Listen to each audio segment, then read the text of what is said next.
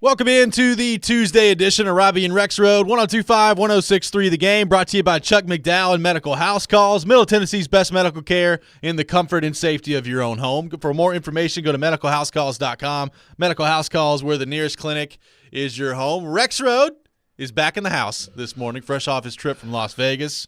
Joe Rexrode, good morning. How are you? Great. Already taking crap from Keezer. Talking about my appearance and my facial hair, my haircut. I didn't say it was bad at all. Well, so go ahead. What do you think? Did you what say? Do you think? Yeah, what'd you say? I just made say what you want to say. I man. made clear observations. That's all I did. I did get a haircut last week. Very nice. Before Vegas, yes, thank you. Awesome. Yeah. Good. Good. So actually, it was very good observation on your part. There you go.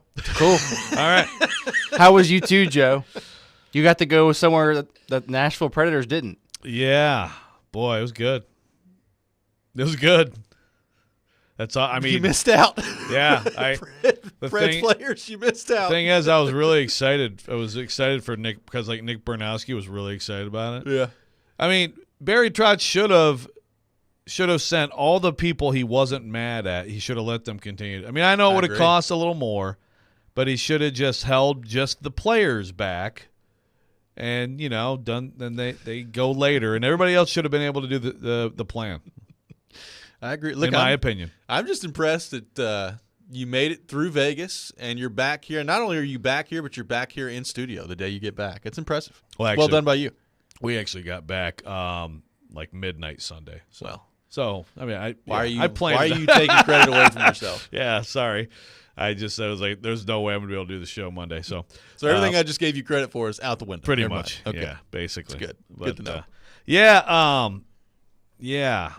I feel really bad. Sorry, guys. I actually texted Willie yesterday. I'm like, dude, you got screwed out of YouTube. But apparently they were not part of the plan. The broadcast team was not, which actually is kind of getting screwed anyway. Like, why wouldn't they be included? I don't know why. But I put this idea. I'm telling you, Barry Trotz, send the ads out. Send the Admirals out. The last U2 show in the Sphere, and it is worth it, is March 2nd. And they have a day off. They've won 17 in a row. 17 in a row. They will not top the record. Well, the record's 28, so they got some work to do. And that's the AHL record? That's the AHL record. Okay. Yeah. All right. Which was set by John Cooper. Yeah. Which is why he ended up being head coach of the Tampa Bay Lightning at one point. So Worked out pretty well. Yeah.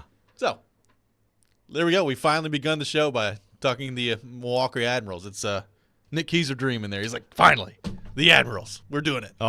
We've got, I'm sure, much more Admirals coverage to come in the coming weeks. I mean, I don't know if y'all caught this brawl that happened between Texas A&M Commerce and Incarnate Word last night, but man, that got exciting. Yeah, I saw. Interesting transition. Yeah, Well, I mean, it's on the screen right now, and it did look. It looked like it looked like a heck of a brawl. It did. We sound like ESPN the Ocho currently this morning. We've got a lot to get to on the program today. Jim Wyatt from TennesseeTitans.com will join us at 8 o'clock. We'll get his thoughts on all things Titans. Jimmy's been all over the place, the Pro Bowl, the Super Bowl, so we'll get his thoughts on all that as well and what he learned from those trips. Take your thoughts all show long, 615-737-1025. So, Joe, since you were gone in Nashville Predators land, they got beaten 9-2 by the Dallas Stars on Thursday night. Had their travel plans rearranged, I guess, on Friday, and the U2 trip canceled, which was a big story on Hockey Night Canada Saturday. They go to St. Louis on Saturday and win, and now they're setting up this week for a really important week. Tonight against Vegas, Thursday against L.A., and then a back-to-back Saturday, Sunday with San Jose and Anaheim. So there's a lot that's been going on with this hockey team since you were in Vegas. What did you make of what we saw basically over the extended weekend, Thursday night into Saturday, the 9-2 loss to Dallas, which was, I think, the worst game I've ever seen, and then the response on Saturday to go to St. Louis and win? Yeah, so we actually, went to Vegas Thursday, went to the show Thursday, but I was streaming the game, and quickly I was like, yeah, we're good. Let's just go pregame. We don't need to watch any more of this. So I didn't watch all of the, but I was following along on you guys on Twitter, and man, that's a bit of a stunner, given just the conversation during the week. You know what I mean? Like I just wouldn't have expected that kind of an effort. I don't know. You have to tell me. Like, obviously, Andrew Burnett after the game is talking about people's heads aren't like they're still like on vacation, basically, right, and things like that. Stuff that you might hear during something like that, but just the absolute obliteration in that game. Like, we hate the term "give up," right? I mean, I reject it for the most part out of hand. But you tell me what the heck was that? There's a little bit of that. There's a little bit of that. When you get outshot 18-1 in a period, that's embarrassing. And look, it's not like they never had the puck in the first period. They missed some chances and missed the net. But 18-1, and then to come back and basically defensively, there's just no response. There's no pushback. They scored a couple of goals. One of them was like a fluky goal on the rush. I guess they just it was the most lopsided game I can remember. Not just the score, just the way that the game went down. I mean, they just got punked all night long. It was stunning to watch.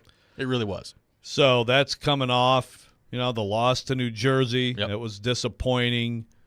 And the Monday before that, the practice that Andrew Burnett was very upset about. So that was a bad stretch. And then they come out and get a big win. I mean, you see this plenty, right? You see a team have a bad loss or a couple bad losses in this league and then rally and get a big win. But that's a big one at St. Louis, and you're talking about the playoff race. So I guess, does that mean that, they figured something out? I mean, to me, the prevailing thing with this team is that the margin for error is slim. And so, you've got to – I mean, you just – any kind of slippage, and you're just not going to beat good teams in this league with this roster. But I don't know. Is that significant, or is that just a little blip on the radar? Well, I think it's hard to trust them. And I think every time you feel like, especially in the last month or so, they've had a couple of wins where it's like, okay, all right. And they look pretty good. They've played good hockey there. They got some secondary scoring the other night, and you're like, okay, that's the formula. That's what you got to do to win. And then they'll follow it up and just look terrible. So, I mean, tonight you're on the road at Vegas. On paper, that does not sound very appealing. Can you find a way to, even if you don't win, like, can you find a way to look like you know what you're doing out there? Because that's the thing. Like, New Jersey, that game was not as close as the 4-2 score indicated. And obviously the Dallas game totally got out of control. And I just think even Andrew Burnett would say this. Like, it's really difficult to trust them right now. So was, like, Saturday some breakthrough performance for them where they're going to be on the straight and narrow now and it's going to look more like it did in November, December when they were rolling off wins left and right? It's hard for me to get there right now because it's just they've not been a trustworthy team to this point. So, like, I expect this week they've got 4 games on the road. I would not be shocked if they, like, split one with Vegas and L.A., and then 2 teams that you have no business losing to over the weekend, they split one with them, with San Jose and Anaheim. Like, it just kind of feels like that's what this team is. And maybe in the grand scheme of things, winning 2 out of 4 on this road trip would still leave you right there in the standings. But it's time, like, if they're going to make the playoffs, they need to go on a little bit of a run here. So, to me, I mean, what do they have? What's possible for them? Where, like, what could elevate them to go on a run? I mean, Well, to me, it's the goalie. It is, and I thought he was really good on Saturday against St. Louis, and that's going to be the difference, right? Like, if you're holding on to him through the deadline, which I think is still somewhat of a question, if he plays like he did Saturday, then you're gonna give yourself a chance. And look, he got chased out of the Dallas game after the first period. They scored 4 goals.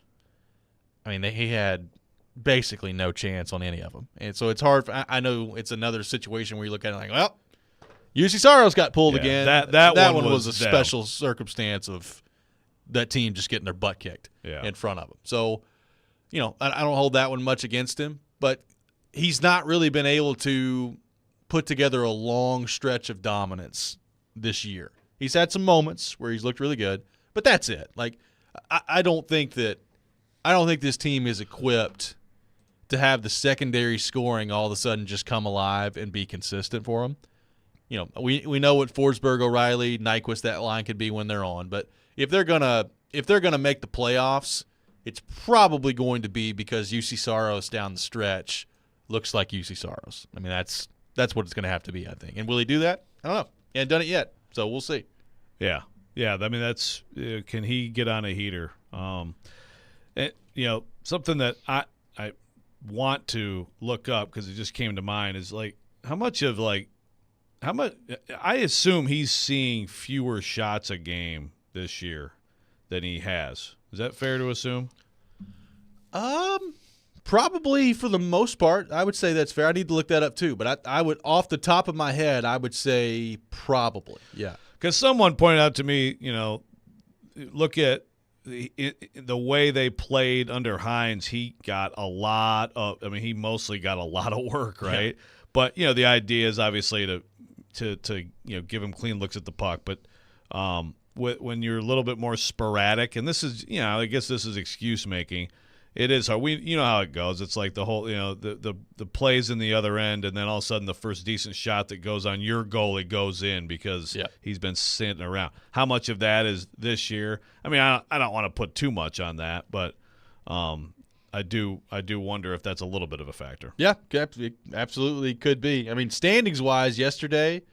It was an interesting day because St. Louis lost again. So St. Louis was at home yesterday. They were taking on Toronto. They lost 4-2.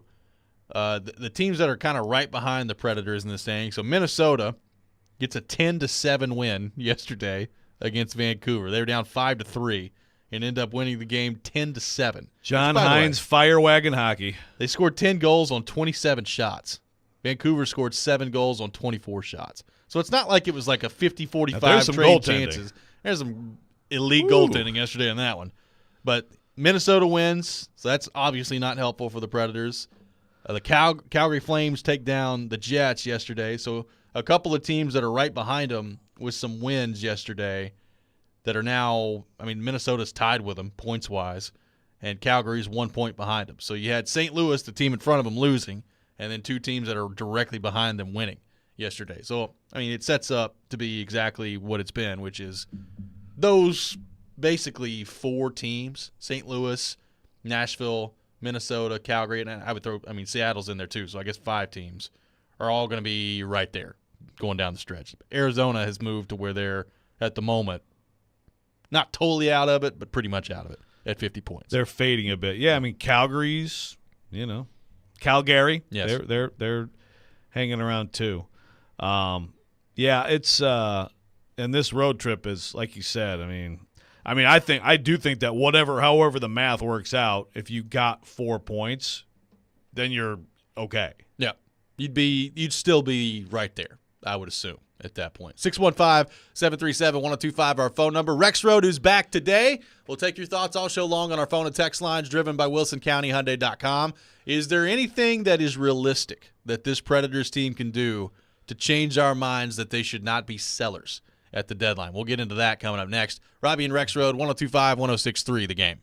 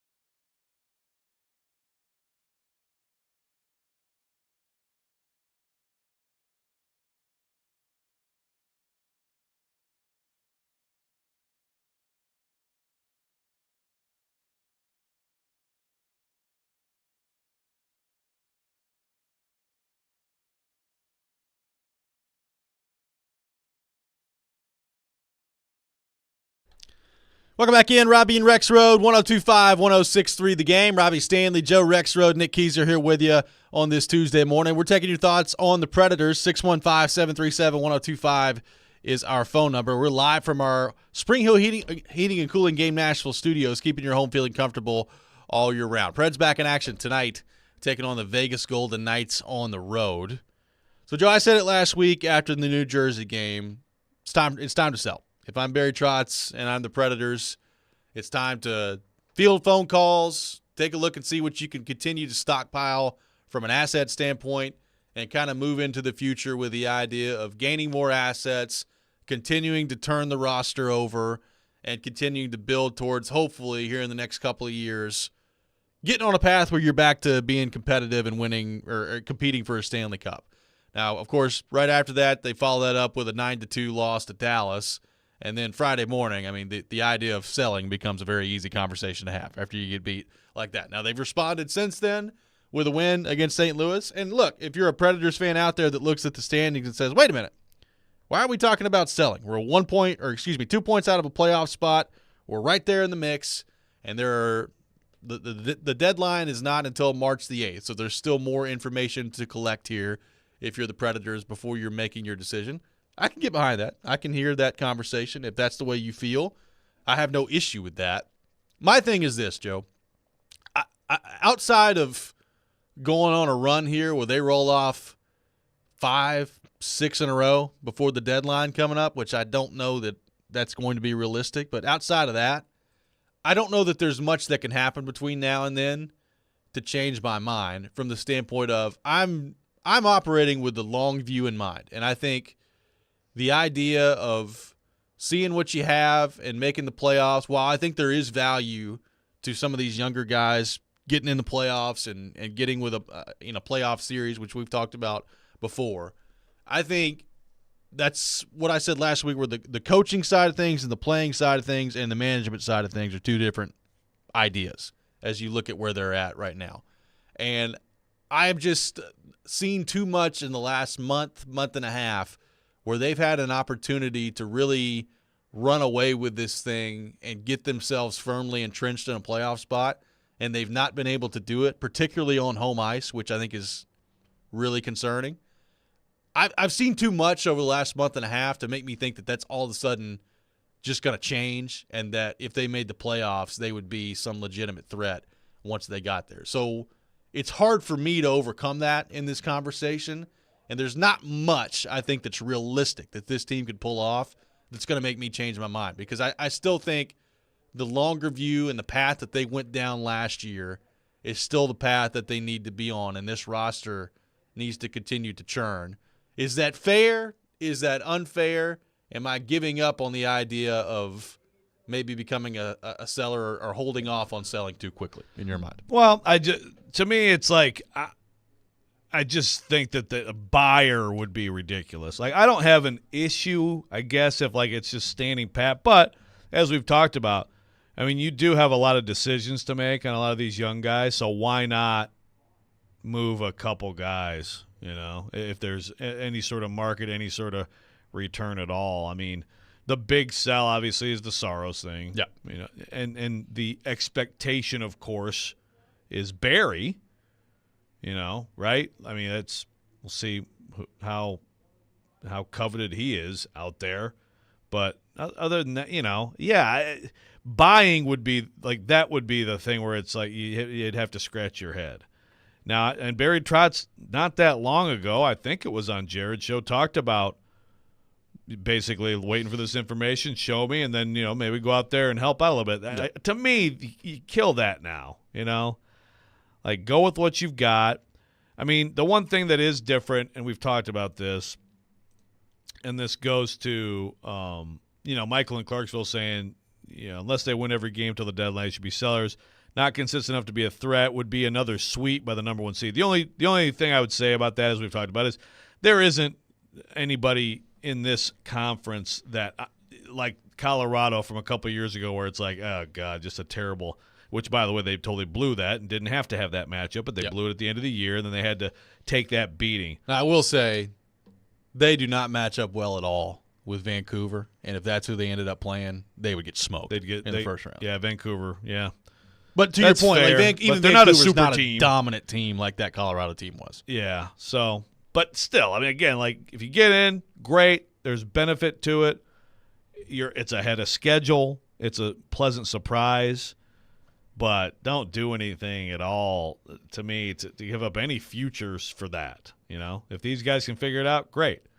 In the meantime, they could figure it out. I mean, last year they made a run and played some of their best hockey after the sell-off. Yeah. I mean, they had a heck of a run there, and it was like, wow, they're actually going to possibly make the playoffs after all they've done without Forsberg because he was hurt, right? So I just, no buy. And it just would be weird for there not to be some selling given the contractual situation with some of these guys. Yeah, like I still think, and part of my insistence that they sell, regardless of them being 2 points out of a playoff spot right now, is still like looking at the long-term view of the franchise. You still have to find some game-breaking type of forwards to me if you're ultimately going to get to being an actual Stanley Cup contender. And what's the best path to doing that? You could make an argument it's tanking. Well, they're not going to do that, obviously. And the year to do that was a year ago. So if you're not going to tank, and I thought Adam Vingan made a great point on Friday. Like when they have Philip Forsberg and Roman Josi and Ryan McDonough, and even though he's having a down year, UC Saros on their team, you're still never going to be bad enough to where you're that bad, where you're top 5 pick in the NHL draft bad. You may not be good enough to do anything, but you're not going to be that bad. So if you're not going to be that bad, that's fine. But you have to find out you have to take a different approach and have a different way to collect one of those players. And to me, that way is stockpiling as much assets as you possibly can to equip yourself from a draft pick standpoint, from a prospect standpoint, where if the moment comes where a player opens up, and I don't know who that player will be, but it happens sometimes where there is a game-breaking, franchise-altering player that becomes available, you have to position yourself where you can strike when that moment presents itself. And I think about Matthew Tkachuk a couple years ago, right? He informed Calgary that he's not re-signing there, a mega deal in the offseason. We were talking about Matthew Tkachuk potentially fitting in here, a mega deal in the offseason. He ends up in Florida, and his first year there puts up over 100 points. They get to a Stanley Cup final, totally changes their team. Like, those guys don't become available often, but they do become available every now and then. And you got to put yourself in a position where if you're not going to tank and get a top 5 pick and get one of these generational players, you got to, from an asset standpoint, position yourself where you can strike when that opportunity presents itself. That's my approach. Yeah, that's again, if you're a fan following along with this team and watching every game, of course you want them in the playoffs. You'd like to have a shot at it. But like this was always going to be an in-between kind of year, right? I mean, like no one – I mean, I don't think – we thought they were going to make the playoffs. Very few did around the league. So it's gravy, and it's just there's no need to disrupt that plan that you just said, which has always been the thing. That's what you've got to figure out a way to do. Not that like, I mean, if you went out and got some forward for a low price, it doesn't necessarily ruin that, but I just don't see the point of it at this point. 6-1. First meet of the day. Wow. And it belongs to me. 615-737-1025 is our phone number. We'll continue this conversation coming up next about the deadline and the Nashville Predators. Is there anything they can do realistically that would convince you not to sell if you're a Predators fan? There's also one part of this from a Barry Trotz standpoint that I think is really interesting to think about as well. We'll get into that coming up next. Robby and Rexrode, 102.5, 106.3 The Game.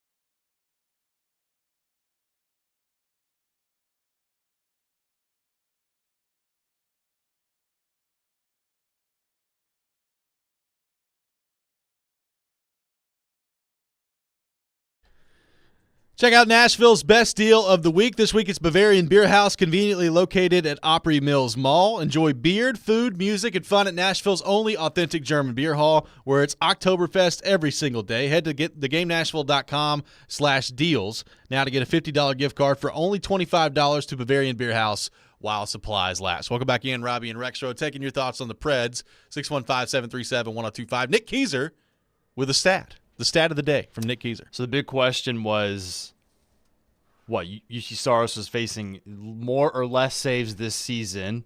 He's facing less for sure. He's facing 5 less shots per game currently. He's only through 44 games. He played 64 last year and started in 63. So that number could still grow. We'll have to see what they do. I think that's kind of dependent on if they sell off pieces, then you'll see more shots probably fall in because the guys are not going to be as good defensively. But shots faced as opposed to saved, last season he was one shy of 2,100 shots faced last season. And then currently right now he has faced 1,261 shots. So I would say he's on track to be pretty close to it. I don't have an average. I'm still working on that. But I would say just early on, UC Saros is still getting pretty much the same body of work. It's a few shots different, but, it's basically the same workload. So it's definitely questionable that he is giving up more goals this year than he was last year. And I think he was feeling it last year, and his value was at his highest last year. That's just the point I think that you have to stand on here. And for UC, it's a matter of why. Why are you feeling different this season as opposed to maybe previous years? I think it's the play in front of him and maybe partly the direction of the franchise possibly. So I just did some awesome math while you were talking there. So 28. Thank you. Thank you. 28.7 shots a game this year he's seeing. Last year it was 32.8, so I guess that's four shots difference. Yeah. So that is that. I mean, I guess that's decently that's a decent amount. Yeah, I mean that's a significant. It's obviously all like what's the quality. High. I don't have like high quality. High danger chances, things like that. I guess if your work is a little more sporadic because of your style of play, but maybe also are there more primo shots among the fewer shots? I guess that would be a recipe to some extent. Yeah. But, it's when it comes down to it, he has given up, without any stats to back this up, in my mind, he's given up way more goals this year where you're like, oh, no, you can't give that one up. And there's my unofficial advanced stat for you. Well, I mean, the numbers bear that out too, right? I mean, He was last year. What was he? Like 25 goals saved above expectation, like somewhere in that neighborhood. It was high. And this year he's, well I believe, last I looked, I want to say he was like 7 below, something like that. So that's a major difference over the course. I mean, he was, if not the best, one of the best in the league at doing it last year. And if you look at this year, he's actually one of the worst in with all qualified goaltenders. So there's no question about that. He's not stopping the quality of shots that he stopped last year. And even with some high danger looks last year, he made some great saves, had some dominant runs, and he just hadn't had that so far this year. So can that change? Sure. I mean, Joe, go ahead. I would say the quality last year, for a perspective courtesy of Natural Stat Trick, great tool as well. Last season, UC Saros faced the second most high danger shots against at 928, and he made a total of 770 of those saves last season, which was also, believe it was the highest in the NHL. No, it was the second. Yeah, so right now he's 77th. This is Money Puck. 77th in the league at a negative 4.9 goals above expected. So he's given up 5 more goals than he should have. And again, I guess even in my mind, it should be. It seems higher. Yeah. But like you said, 5 above expected or 5 below expected. And last year he was number 1. No, it was 46.7. 46.7. So he was even higher. 47 goals that he shouldn't have saved that he did last year. This year, there's 5 that he should have that he didn't. Well, and keep in then, mind, again, they all balance each other it out. balances each other out, right? Like right. there's, he made probably 3 or 4 in the St. Louis game that he had no business making that goes into that. So it all kind of comes together.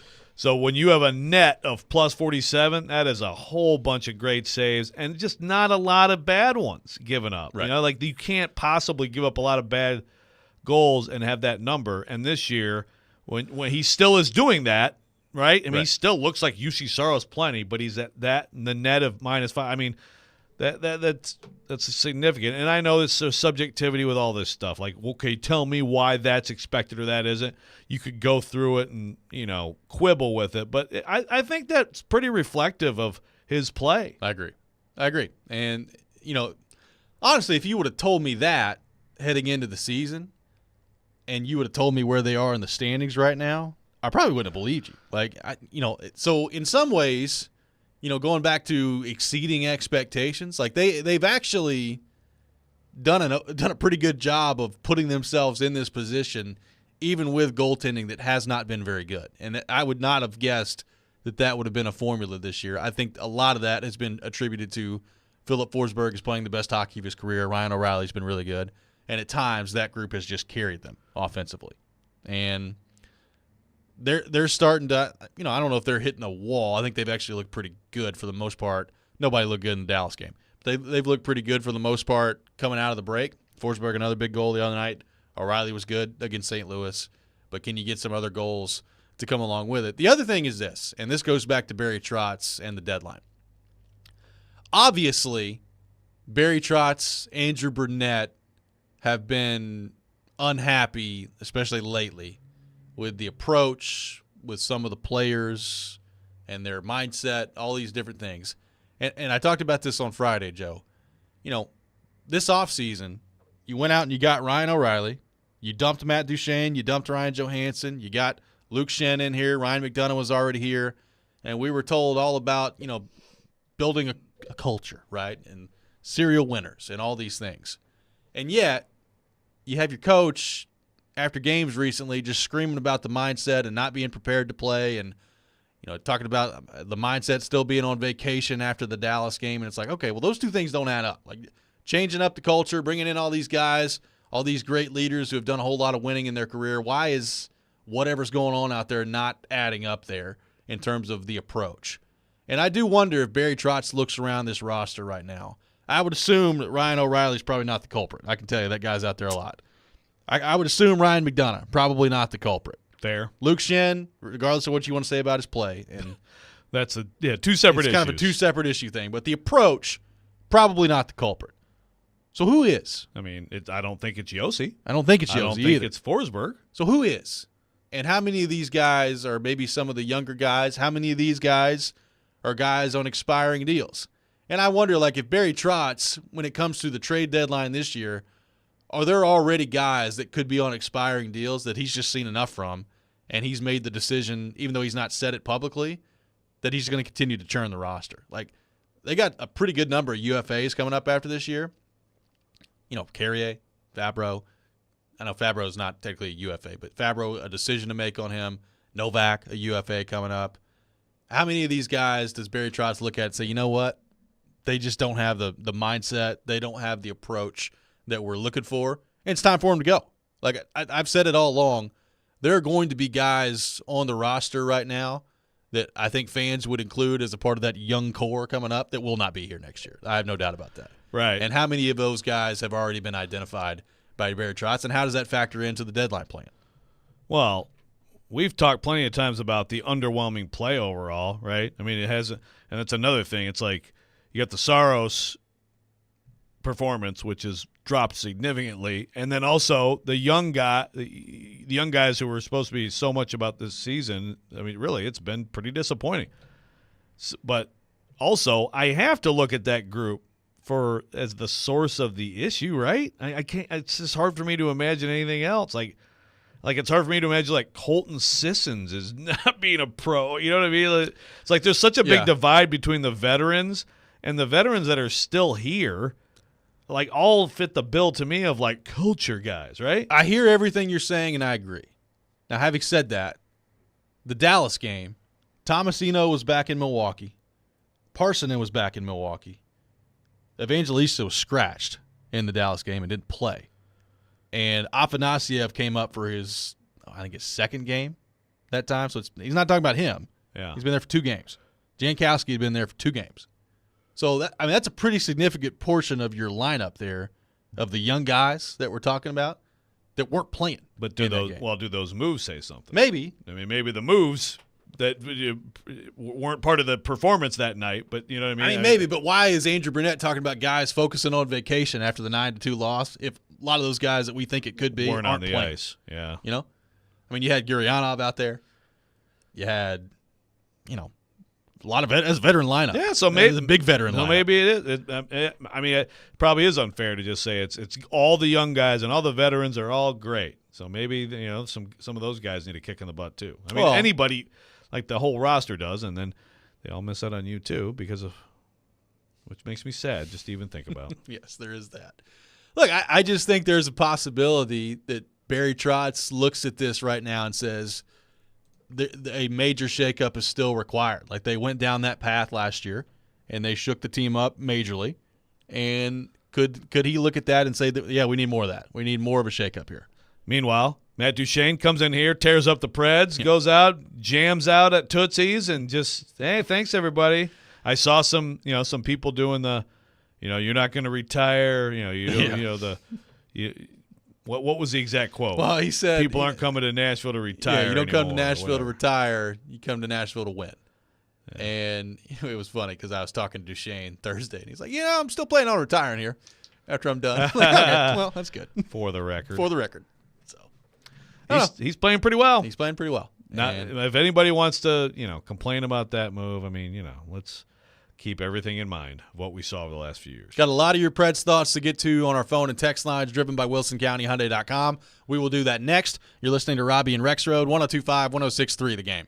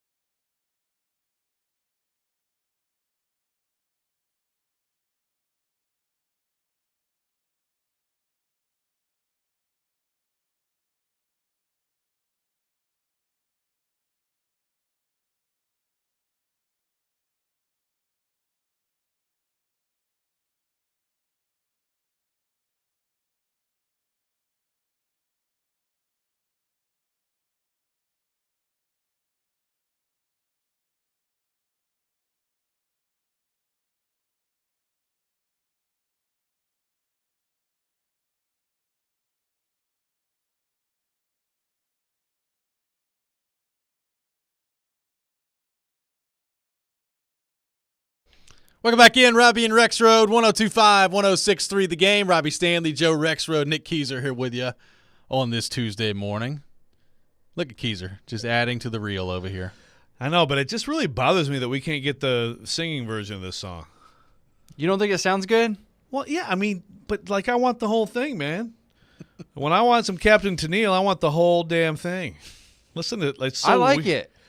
Well, it's a great song. Yeah, yeah. Some of the actual musical stylings seem a little weird without the singing over them. Like what was that? The Captain Tennille instrumental, bringing us back in. Yeah, Muzak, Captain Tennille Muzak. I need to know the rules. We'll have to do this not on the show, not on the air, but just like why some songs we can play with the full song and some we have to play the Muzak version. It's honestly, Joe, I'll answer that. It's a personal preference. So if you want it, so with you're lyrics, lying to me. If you want it with lyrics, I can't. I don't play it for as long because of that issue, but it's a preference that I have personally for how it sounds. So he just totally made it up last time. Because when Robby comes back, I don't want him to be screaming over someone singing. I appreciate that. We have plenty of songs where there's singing in them, right? Yeah. What are you doing? Not with Nick Keyser, What are you apparently. doing? You're really making me mad. I want the singing version Just one pick time. where you want to go to lunch, and we'll leave it alone. I've already picked. I'll let you Let's know. go. Sweet. I'm not gonna say it in the air. I'm not giving anybody a free ad. Oh. Let's go to our text line, driven by WilsonCountyHyundai.com, 615-737-1025, our phone number. A texter says, "What about trading Askarov and using those metrics to long-term sign Saros?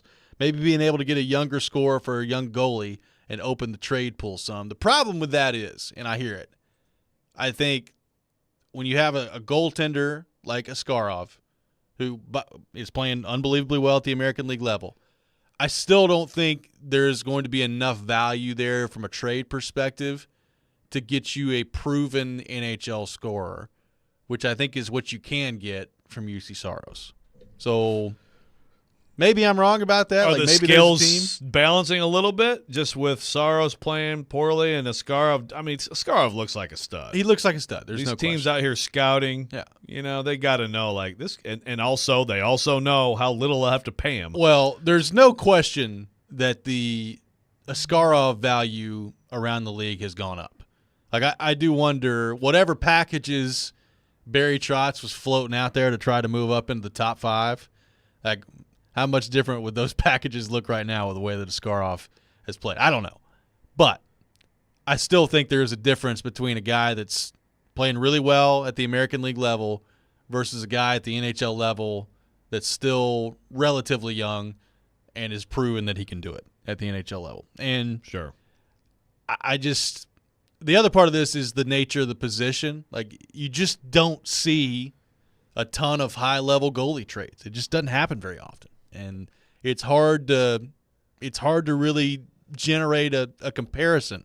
Like we thought we might see it last year with Connor Hellebuck in Winnipeg, and then he signed a 7-year contract extension in Winnipeg. So it doesn't happen very often with goalies at the level of UC Saros. So it's hard to really generate value there. Askarov's also too hot and cold. Yesterday he made 17 saves, and he lets in 3 goals. So God, you were so hard on the ads. They won 17 in a row, dude. right, but I still want to know my stuff. 4 road games with a shutout in a row too. You're just not unimpressed. Unimpressed with Yaroslav. Are you going to start calling What's him he gotta Askarov? do? You're going to start calling him Askarov like Jared does? I texted Jared. I'm like, his name, it's Askarov. We know Yes. this. He sends me back to like whatever, like some Stephen A. Smith. I don't care. Pathetic. No, he's been good with them this season. I'm just saying, I think for him at the point in his career that he's at, he's still not consistent enough. But would you expect him to be? I wouldn't. no, absolutely Yeah. not. I mean, no. he's a fantastic prospect. which He's is why got- you don't have as much value there. Yeah. Yeah, but he's got the tools. He's got a .920 save percentage and a 2.12 goals against. That's pretty good. That's pretty good. Now, as far as the part of this question about these metrics, the long-term sign size, I mean, I don't think this year has all of a sudden taken him from 8.5 down to 6 No, AAV. no. You know, I mean, it's not. It's a tough spot. It is because it hurts his value out there. There's got to be a little bit of pause for other GMs looking at him, and then you got your own question because look, I have to think. I mean, I know what Barry Trotz told me and other people like a few months ago, and I don't think he feels the same way. So is that not related to performance? It's got to be, right? I mean, I don't know how, at least in the back of your mind, even if your plan is still to sign Saros to a long-term deal, I don't know how you couldn't at least ponder, if you're Barry Trotz and his front office staff right now, of say, hey, have you guys seen Askarov and the way he's playing down there this year? It looks pretty darn good. You guys seen Yussi? The way he's playing this year? It's been a little rough. Like, I don't know how that doesn't at least enter into your mind. I'm sure there's no question to me that those conversations have been had over there. Now, that doesn't guarantee that the approach is any different, but there's no way they've not had those conversations. Yeah. You have to. Yeah, and you got to react to what you're seeing, and it's been different, no doubt. Texter says Bruno's system requires some serious firepower that the Preds simply don't have. Agree with that. I agree. In any other franchise, him and Trotz will be gone in 3 years. Wow. I saw you were reacting on Twitter to people talking about firing Brunette. Can we Let's please go. not do this? Can we please? And this is what happens if you have any kind of success, because they are overachieving this year, really. So if you have any kind of success, and then it doesn't take long, right?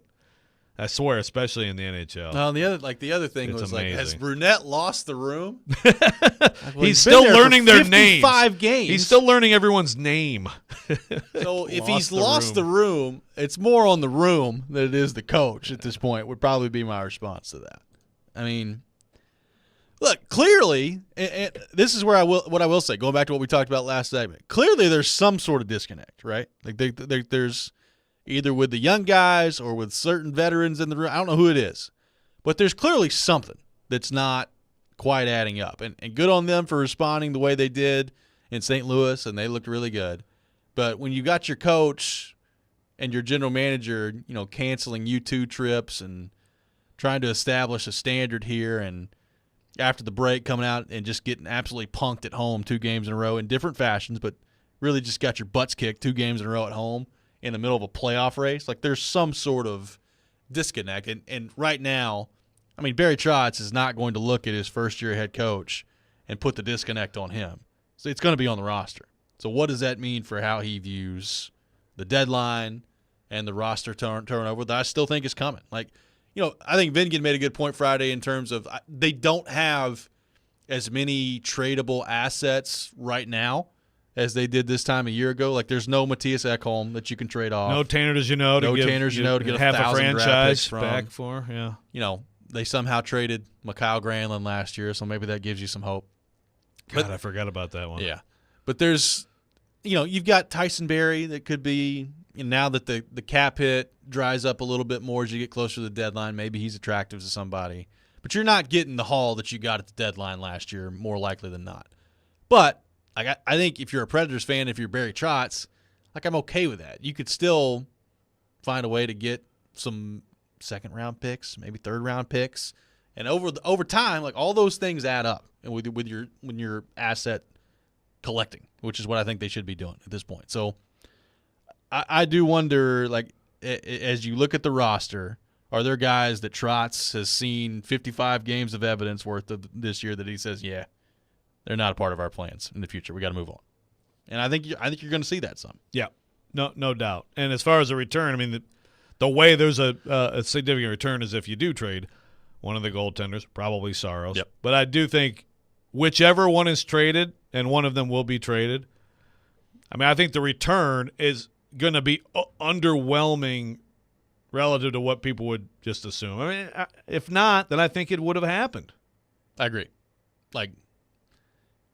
I would assume that somebody this season, we know it happened last season multiple times. I would assume there's already been somebody this season that has called Barry Trotz about UC Saros. No doubt. I would guarantee you that that's happened. Yes. Probably multiple teams. And clearly, whatever they've offered has not been good enough to pull the trigger. Yeah. So at what point, and that's the thing, okay, well, if you're underwhelmed now, as time goes on, I don't think you're going to be whelmed. Yeah. I mean, I guess the one hope would be somebody saving their best offer for closer to the deadline, but yeah, I'm with you. Like it's hard to imagine the value changing that much. 615-737-1025, our phone number. Coming up next, it was rough for Vanderbilt men's basketball on Saturday in Knoxville. Lots of reaction from Vanderbilt fans after the game regarding Jerry Stackhouse, his future, and when a move could be coming. We'll get into all that coming up next. Robby and Rexrode, 102.5, 106.3 The Game.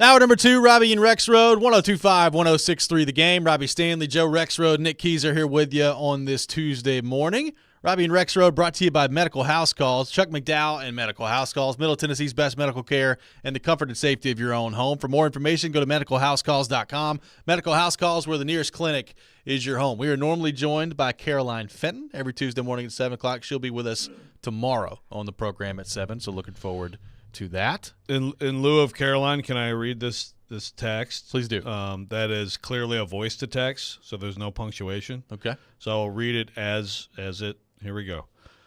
Hey, I cannot stand his Stillman show, and I turned it off months ago, but I still see his tweet about the cap is fake. Grand Carthon is a loser, blah, blah, blah. But now Caroline is like his little minion, and she says the same crap every day. I like D-Mason Willie, but I'm eventually going to have to turn the show off to you. You guys know if I'm the only one who feels this way, or I'm sorry to bring this on you, but I don't know who else to talk to about it. You guys are the only ones I like anymore.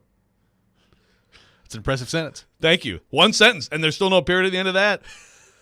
Thank you for turning to us for your help and support. So what, Stillman tweeted about the Caps fake, is that right? You follow him. He's still doing Cap and stuff Grand right Carthon. Grand Carthon, he tweeted that Grand Carthon's a loser.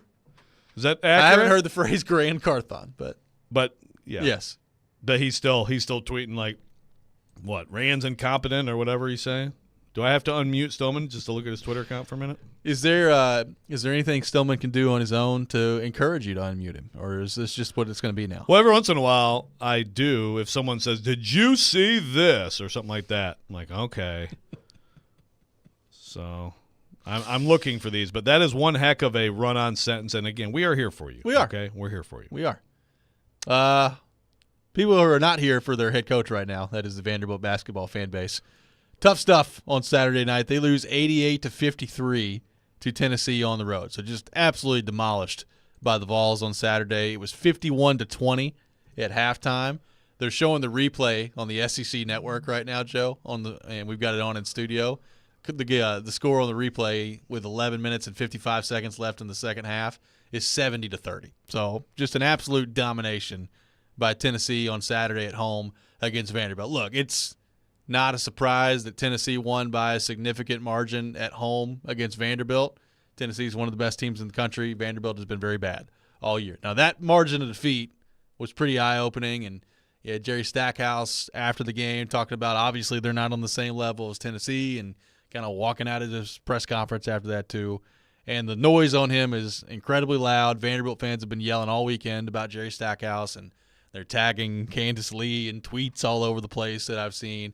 And it's gotten pretty ugly with that fan base and with the coach. And the crowds at Memorial lately have not been great when you look at some of the camera shots in some of those games, even though they did have a nice buzzer-beater victory the other night as well. So there have been 2 SEC wins that they've been able to capture this year, but it's ugly right now with this Vanderbilt men's basketball program. So in the aftermath of a game like that, what did you make, first off, I guess, of just the total dominance by Tennessee in that game against Vanderbilt? And number 2, with the noise growing louder and louder and louder, what do you make of kind of where this fan base is at right now with Stackhouse and the whole thing? Well, I'd just like to point out that 70-30, 20 Vanderbilt 23, Tennessee 18 in the final 12 minutes of the game. That is true. That's that is true. 12-minute stretch of winning basketball against Tennessee after being down 40. Yeah, it's ugly, and I think it's again, I think the noise is. I think it's fair. I think there's been noise for a lot of his tenure, and I have thought some of it hasn't been fair. But, year 5 and some bad luck, but it's like I've said before, I think the big issue, he's been able to go in the portal and get some players, but the big issue is just the consistent, just underwhelming recruiting classes. And that's still what it comes down to. So Tennessee this year is a national title contender, and I don't know that they are if they didn't get Dalton Connect in the portal. Like, even if they didn't get him, they'd still have a good team, probably a ranked team and like a prominent. But, would they really be a title contender? It'd be hard to totally buy that, but I do buy it now. And so some may not, you may not. I do. But it's Connect. And then they got Gainey, and he's a nice piece. And everybody else on that roster is is high school recruits who have developed within the program. Yeah. And I'm not comparing. It's not apples to apples. Kentucky or Tennessee and Vanderbilt, and it's a different situation. But you look around the country. The portal's important, no doubt about it. Penny Hardaway at Memphis tried to go pure portal this year with a super old team, which I actually bought into. I had them as my surprise team this year because they had a lot of good players who had done a lot of things. But the problem is you're bringing a bunch of people from all over the place, and of course, there's like NIL involved, but maybe people, they don't know each other that well. You're smashing all these people together, and apparently it's just horrific chemistry, and they are completely bottoming out. Again, all of which is to say, like, if you don't evaluate and recruit at the high school level better than Stackhouse does, the portal is not going to fix it for you. It's just not. And so that to me is the reasonable assessment of Jerry Stackhouse is he does not do that well enough. And so I think it's more than fair to give someone 5 years. At Vanderbilt, you should make an NCAA tournament in 5 years. And so now, like you said, it's ugly. I mean, the fans are very upset. They're angry. And at this point, I think all of it's fair, and it goes beyond Stackhouse. It's the Bryce Drew era went completely just a massive thud, and people maybe look back at Kevin Stallings and were maybe a little hard on him, I mean, Kevin Stallings, by the way, he took 5 years to get to the NCAA tournament. And so, I think it was good that he got that patience at the time. Vanderbilt basketball had Vanderbilt basketball has good tradition, history, and all that stuff. But it took until year 5. But then, from year 5 on, he made it 7 times, in the next 13 years, and that's about what it should be. I mean, Vanderbilt should make it every other year or so. That's realistically what it should be, and that's what the next coach should be held to. And I think that from a PR perspective, if you don't move on from Jerry Stackhouse at this point, I mean, look, what is it? I mean, fans are screaming at you and angry at you. Well, I mean, that's part of the business at times, but I think the apathy has also gotten, and I think apathy is always scarier for college programs and ADs and chancellors. Well, the way this is playing out, it's going to force Candace Lee to make a move, right? I mean, it has to. And I know because I saw it over the weekend, there's still Vanderbilt fans that don't believe that he's going to get fired and think that he's going to come back for next year, and have talked about, like, if that happens, then I am totally done with the Vanderbilt men's basketball program. And look, you can't base – we've talked about this before – you cannot base as an athletic director, as a general manager, whatever role you're in sports around here, you can't base every decision you make on how the fans feel. Because, Floyd Reese used to talk about this. You start doing that, you're going to end up in stands with them. But I do think there's a level of toxicity that a situation can reach where you're forced to pay attention to that if you're an administration. I think we're there with Jerry Stackhouse and Vanderbilt. And look, I'm with you. Like, it's year 5, and what are they, 7-18 overall, 2-10 in the conference? Like, it's not good enough. And when you get to that point, you've not made an NCAA tournament, and you're having this type of year, I mean, that's what gets coaches fired. And I fully expect at the end of the year they're going to move on from Jerry Stackhouse, and then it'll be about who can they hire, who can they bring in to resurrect a program right now that is not in a good spot. But, like you said, with recruiting and the transfer portal, you can change things pretty quickly. But I think this is as toxic as I can remember a Vanderbilt men's basketball situation being in my lifetime. Yeah, like Bryce Drew year 3, it was crazy because – they went 0-18. Yeah. And again, it's like, I did not think that Malcolm Turner was going to fire him. He was the new AD. He was new, and I didn't think he'd fire him after year 3. And, of course, there's a bad luck of Darius Garland, but that team had other pros on it who are in the NBA right now. And so it was toxic that year. And I went to a lot of those games that year, and man, they had issues. And Bryce Drew couldn't handle it. He just didn't handle it well. And there's no excuse for that team to go 0-18. But this is, I mean, this is tacked onto that. Again, Exactly. like, it's Stackhouse, yes, of course, and it's year 5 and, SEC Coach of the Year last year. They had a heck of a ball club by the end of the year. They really did. But, again, that's still, like, in the scheme of 5 years, it's just not enough. And then now it bottoms out this year. So it's also – but I think it's also, like, building frustration overall for this program for Vanderbilt fans. And, people talk about, well, this used to be the hottest ticket in town, all that stuff, and that's true. Now, also, that was before the Titans were here, or maybe the early day, Titans, Preds. I mean, like, it's a major league town now, so that was going to be different anyway. But still, that's a fantastic barn when it gets rocking and packed, and it should be like that more often. And it's just a dead zone right now. Tennessee thumps Vanderbilt over the weekend. We'll take your thoughts on that game. Jerry Stackhouse, his tenure at Vanderbilt, all you want to talk about on our phone and text lines, driven by WilsonCountyHyundai.com. 615-737-1025 is our number. More coming up next. Robby and Rexrode, 102.5, 106.3 The Game.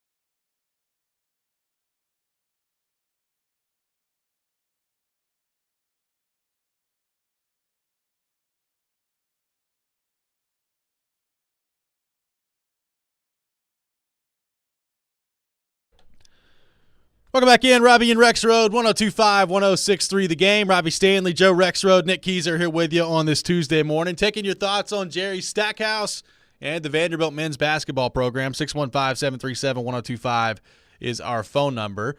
Tune in to 93.3 Classic Hits tomorrow as MTSU basketball takes on Jacksonville State on the road. Pregame 5:30, tip-off 6 o'clock. Coverage also available on the 93.3 Classic Hits app and at 93.3classichits.com. Let's go to our 102.5 The Game phone line, driven by WilsonCountyHyundai.com. Welcome in Mark. Mark, good morning. Thanks for calling in. Good morning. As a longtime Vandy fan, I would like to make some comments about Coach Stackhouse. Number one, I think we have to go by his record, which is unacceptable. But number two, there's so many other factors. His likability factor is extremely low. He doesn't smile. He doesn't have a great sense of humor. He draws a lot of attention to himself by the way he acts and the way he dresses. He has a narcissistic profile in the way that he stands with his arms crossed. He doesn't want input from his assistants. He blocks people from Twitter that say anything negative. So I just think the whole package of Jerry Stackhouse is a negative. Thanks for the those call, are my Mark. comments. Appreciate it. I mean, I don't know if I'm going to get into the dressing part of it. I think he dresses very nicely. Yeah. So He's one of the best dressed coaches. That I guess that's drawing attention to yourself. How dare you wear nice clothing, you son of a gun? now we have talked about the Twitter stuff before. Yeah, where it's like, all right. yeah. I mean, most of that Yeah. stuff is just crap I don't Yeah. care at all about. But the record, that's fair. Yeah. And the blocking on Twitter for sure. You know that, and I don't know if that's even like still going on.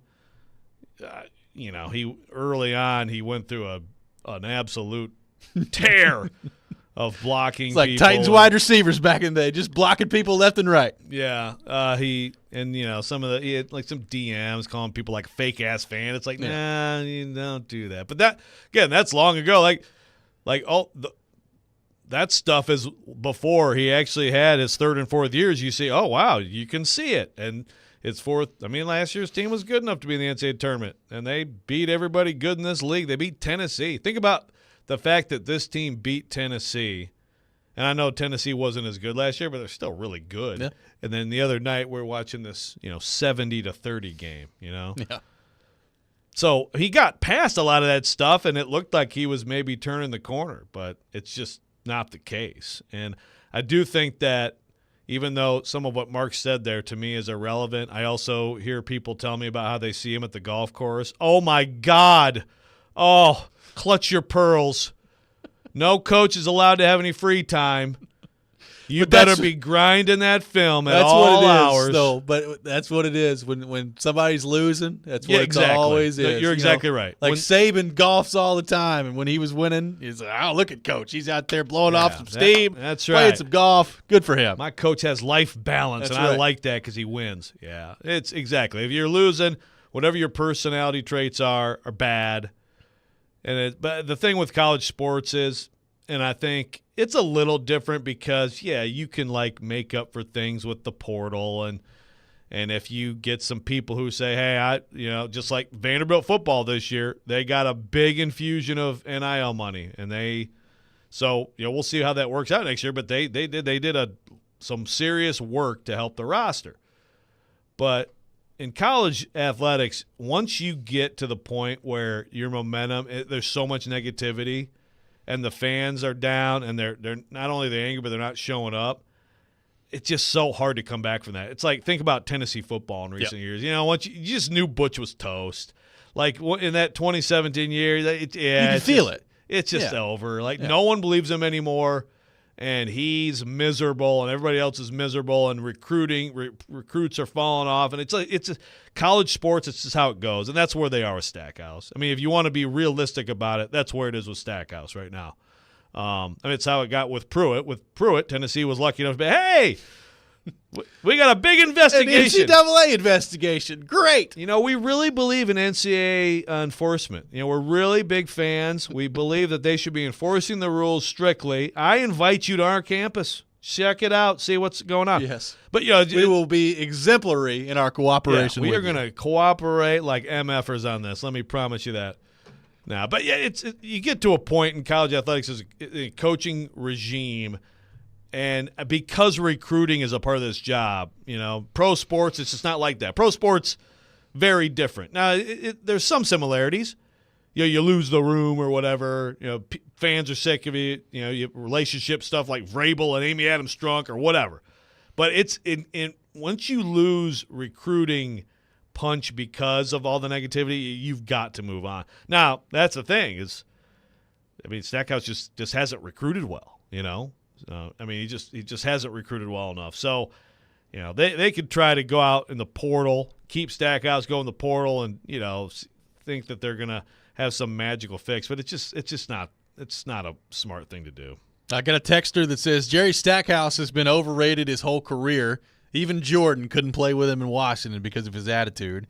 If he doesn't want to do the work to bring in elite players and deal with the NIL money, then move on to someone who can. That's from an unnamed texter. Wow, going back to the playing days. Yeah. Well, first of all, do the work to bring in elite players, deal with the NIL money. Look, Tyron Lawrence was leaving, and Tyron Lawrence is still here. Yeah. So Jerry Stackhouse understands the importance of NIL, and they have worked to bolster that. Let's not pretend like that's not any kind of factor. Now, he talks about, yes, other teams have more money or whatever, this and there, but it's just really, to me, I just have to think it's evaluating is a problem because there's just way too many guys he's brought in with his high school classes who haven't been good. If Jordan Wright was in his first class, and that does go to his credit because he was a late add to that class, and that was a very good evaluation. He right now is playing really well for LSU. But, Pippen and Dessou, those guys were recruited by Bryce Drew. Bryce Drew was a much better high school recruiter with the same conditions than Stackhouse is. Let's go back to our 102.5 The Game phone line. Welcome in David. David, good morning. Thanks for calling in. Hey, good morning, guys. Thanks for taking my call. It's painful to go to the games. It is. I'm a Vanderbilt supporter. Love to go to all the sports, but I'm not concerned about his dress or his stature or his. I know he knows X's and O's. He does. He's a lot more than any of us. I think Joe's right. I think it's about recruiting and evaluating talent. If you go to the games, you'll experience that. You'll experience that there's a new starting lineup, lots. There's people that sit on the bench that a whole game, and then the next game they're playing many minutes. It's just like up and down. And so it is frustrating.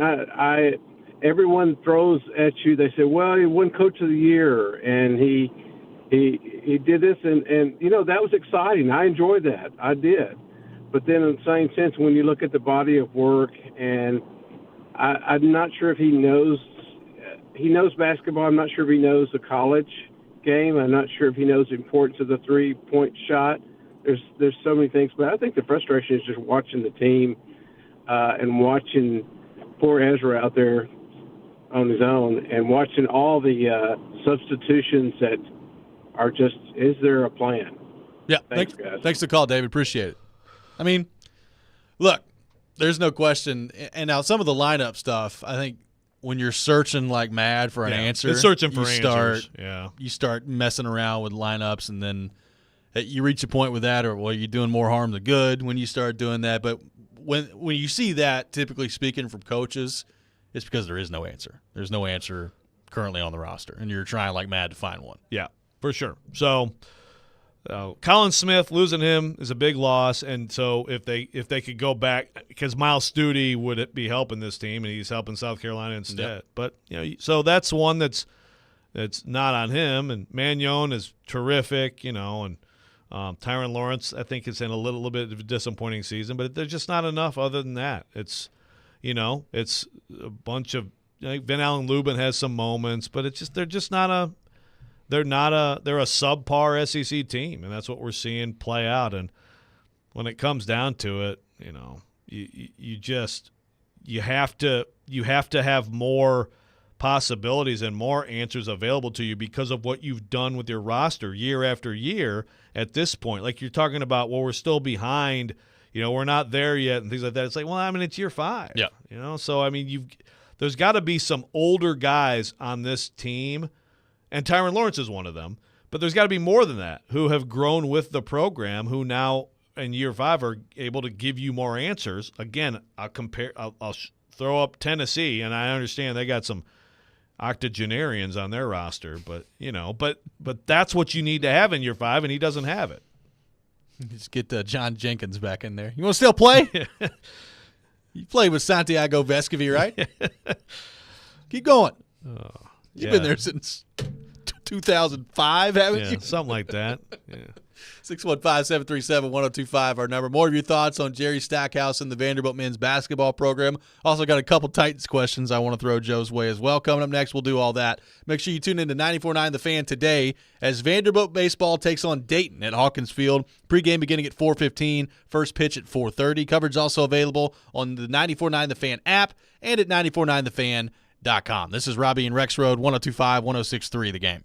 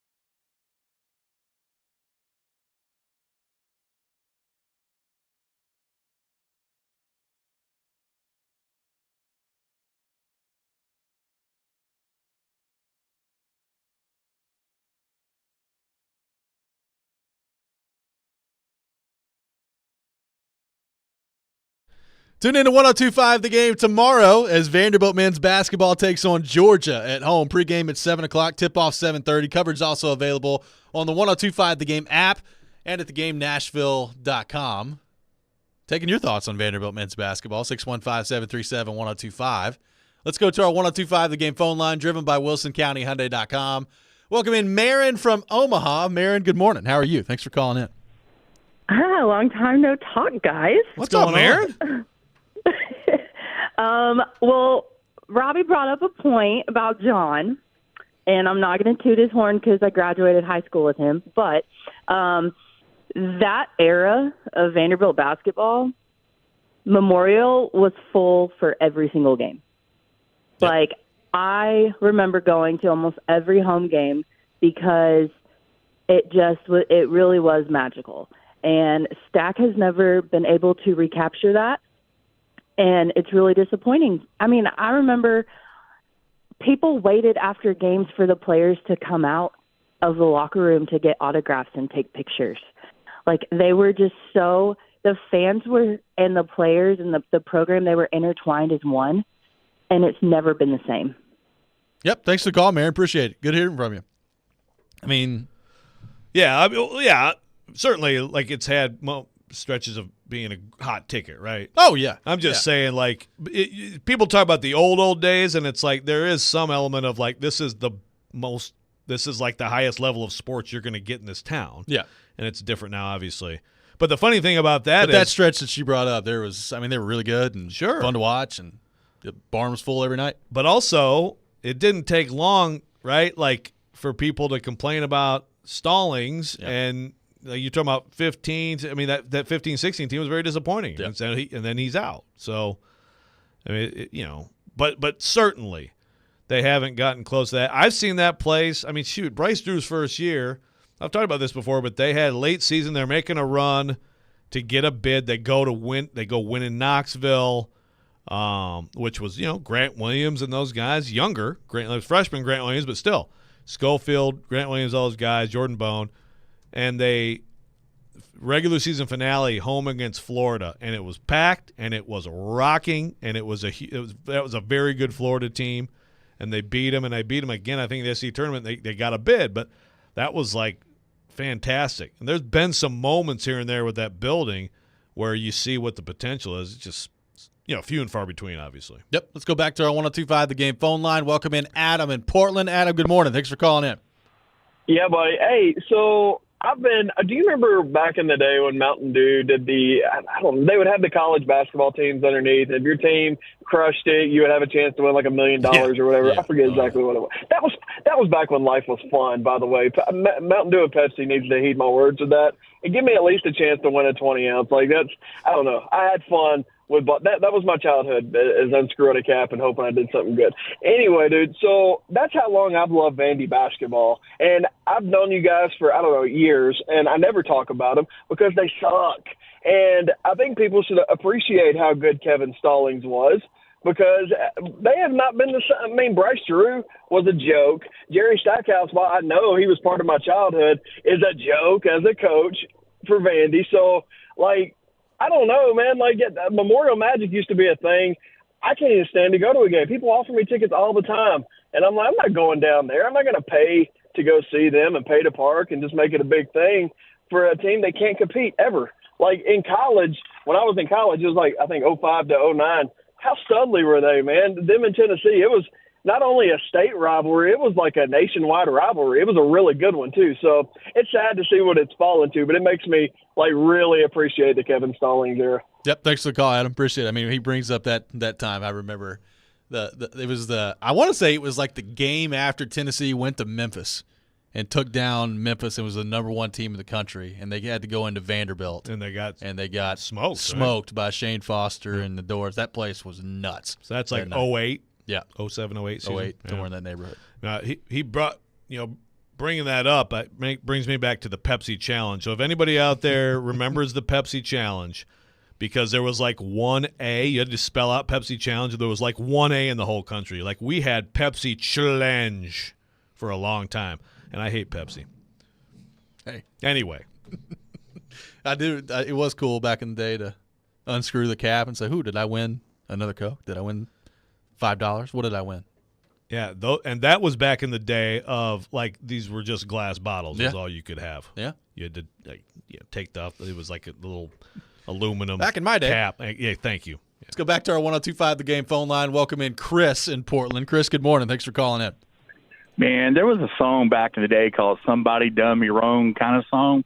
That's how I feel about this Vandy basketball thing, because the last 10 years have been just basically absolutely miserable as a Vandy fan. Like, I used to cherish and enjoy spending my days going out to Memorial Gym. I haven't been to a Vandy basketball game, football game in like the last 5 years. There's been so much sucking going on over there, and that they're worried about their diversity and Stackhouse is, out playing golf and doing this, that.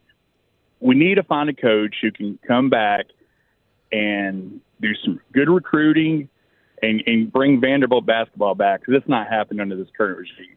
Thanks, guys. Yep. Thanks for the call, Chris. Appreciate it. I mean, there's the golf again. Yeah, and diversity. Yeah. Worried about diversity. Okay. So let's say they get through this and do what we all think they're going to do, and they fire Jerry Stackhouse. How attractive is this job around the nation, and can they find a coach that can do what we're talking about and bring them back to the days where they are competing for a spot in the NCAA tournament every other year? Like, nobody is going to expect Vanderbilt to turn into some SEC powerhouse. But is the job attractive enough, in your opinion, Joe, in today's landscape of college sports, where they can find a coach that can do that and can get them back to that level? Absolutely. They're building a basketball building that's actually going to be awesome. And they have had nothing of the sort. They've had nothing like that. And I understand now we've sort of de-emphasized facilities as a huge factor, but there's still a factor. It can't be embarrassing when you bring recruits right on campus for visits, and it's actually going to be really cool. Also, they are doing well in NIL. Like, they've got some people, not just John Ingram, giving them money to the point that Clark Lee took advantage in the portal this offseason, and I think that they can be competitive. I've never bought the idea that Vanderbilt doesn't have the resources to do whatever. It's just a matter of whether they want to do it, and they have the right people out there, getting the resources, and they've been able to do that at a high level under Candace Lee. So I think that it's an attractive job. Absolutely. This should not be the norm. This is not this. I think that I'll give Bryce Drew and Jerry Stackhouse a little bit of an excuse, and maybe Stallings at the end, but I do think that the years of neglect finally caught up with both basketball programs. So I guess I'm giving Stephanie White a pass too. Melanie Balcom at the end of her 10 years started to go downhill. I do think that some of it is like it's bad, and how many times did we hear people talk about like how embarrassed the facilities were and all this? So like at some point you can't neglect something for decades and then not eventually pay the price.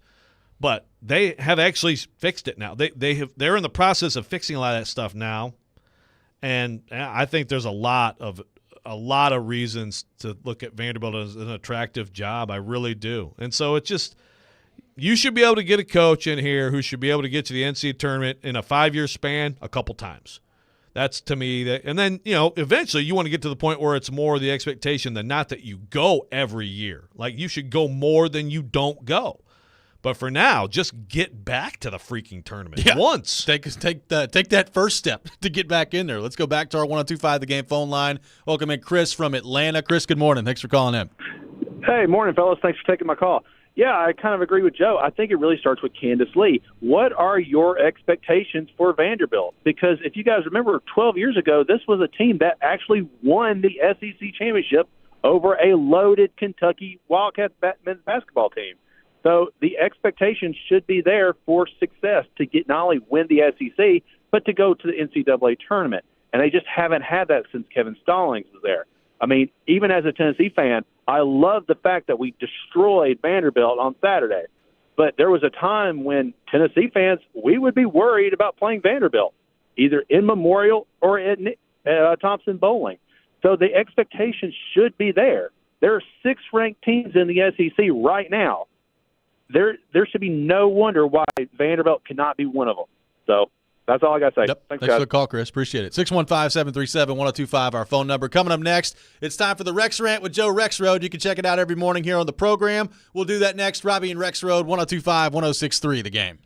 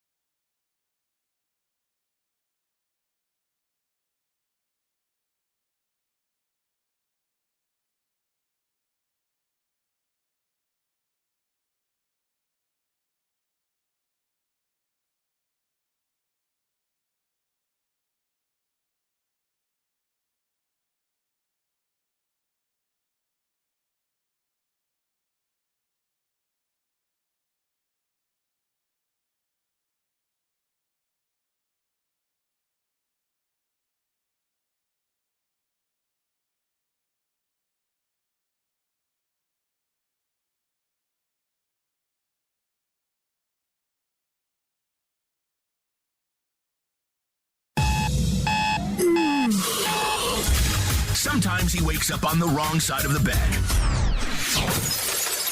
And sometimes he's just, well, Joe. Awkward moment, let's do it. This is the Rex Rant, now on Robby and Rexrode.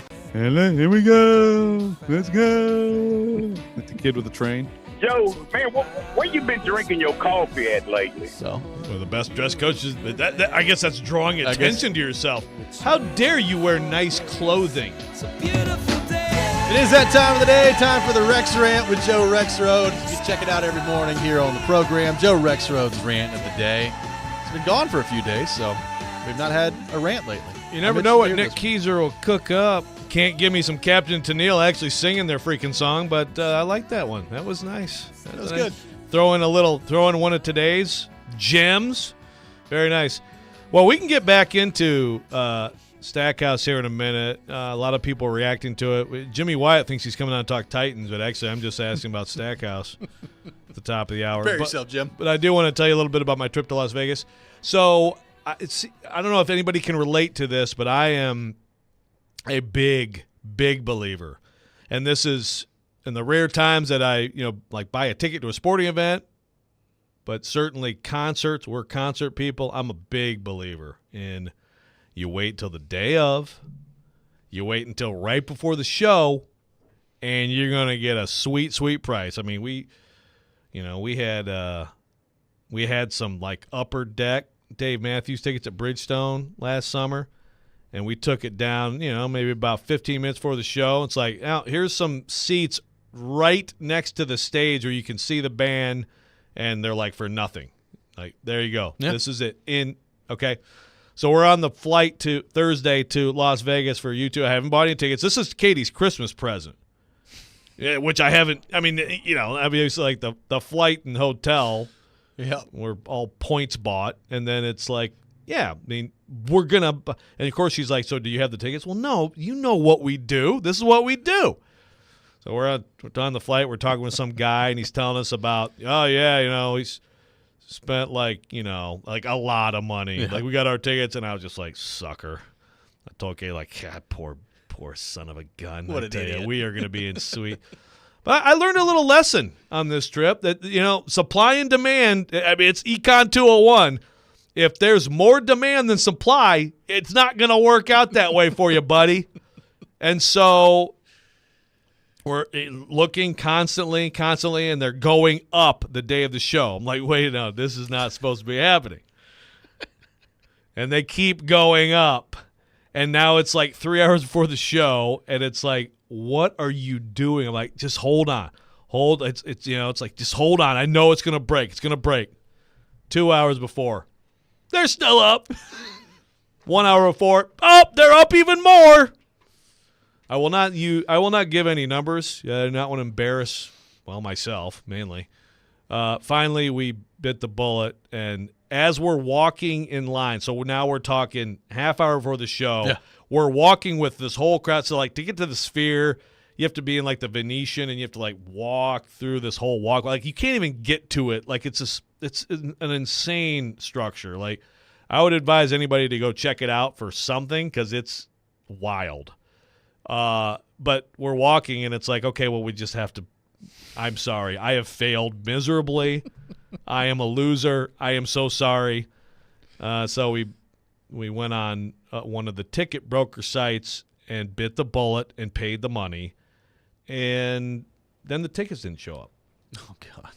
And so now it's 15 minutes. We got to the front of the line where they do the little thing where they scan the tickets, and we're just standing there.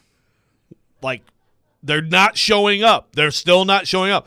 Okay, you get the email, you have to verify. It's like, pay, verify, and then here are your tickets. Yeah. I don't know if you ever done like the ticket broker. Okay.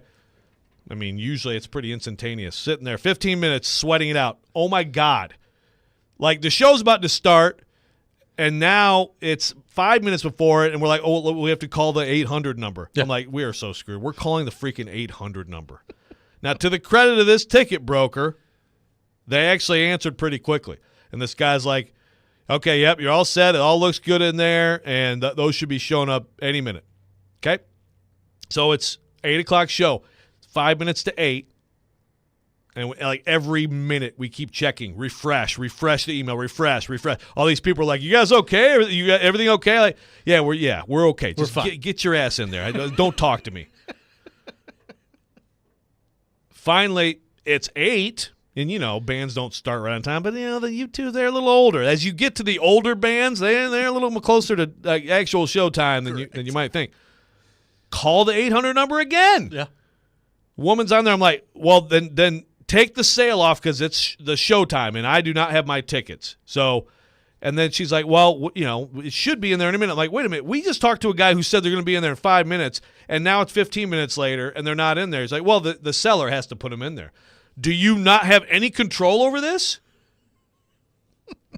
The seller is going to take this much money from us and not give us our tickets? Yeah. And so she said, look, we're in contact with them. It should be very soon. And then about 90 seconds later, they showed up.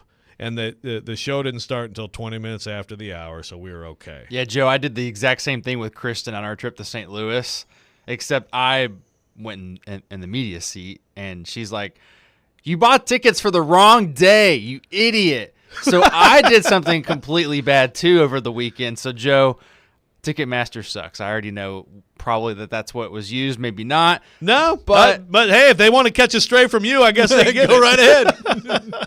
They took forever. So wait a minute. It was awful. Okay, you bought tickets for the wrong day, and you're blaming it on Ticketmaster? What? So did you buy tickets for obviously St. Louis against a different opponent? No, Toronto, no. St. Louis? It was still the Predators. What's the date of that game? I got sent a link from Kristen for the game, and she sent me the wrong day, and I didn't check the date. It's still my fault. So she's going to go to the game in April here, too. Well, that's great. Way to go. All right. That's good stuff. So we've had a lot of mishaps, but I will say it was really worth it. It was incredible, and I feel so bad for all these Nashville Predators people who didn't get to go. And I think Barry Trotz, I think you need to send the Admirals to Vegas. You took this joy away from so many humans. You need to give this joy, pay it forward to another group of people. I think you should have done that originally. Just go ahead and send the Admirals in their place already. Oh, yeah. These guys down here doing the right things, they get to go. You guys don't. That's a great idea. Again, I checked the Admiral schedule last night. They are free on March 2nd. That is the last day of U2 at Sphere, which I would love to be at that show. It's going to be a hell of a show, I bet. Their last one there. Send the Admirals. I don't know how you and get the tickets in advance. I don't know how you operate. There's no way in the world, the way that I'm made up, that I could wait until an hour before the show. But it usually gets so much cheaper. If I didn't, I would get on the plane. If I didn't have them, that's how I'm wired. Yeah, couldn't do it. I hear you, but like the prices can go so low. But what happened in this crowd that night? Bono's like, and who's here from Ireland? And like the whole crowd is like, yeah. I'm like, oh, so this is what people from, and like we walk around the stadium. Everybody there didn't speak English or spoke in very thick Irish accents. Big like Ireland so trip. the entire world is here tonight for this, and we got screwed. But it was worth it. 615-737-1025. Our phone number. This has been the Rex Rant with Joe Rexrode. Coming up next, we'll be joined by Jim Wyatt from TennesseeTitans.com. We'll get his thoughts on the Titans. I'm sure we'll get his thoughts on Jerry Stackhouse, too. He also saw U2 at Sphere for free, I heard. Oh, boy. What a...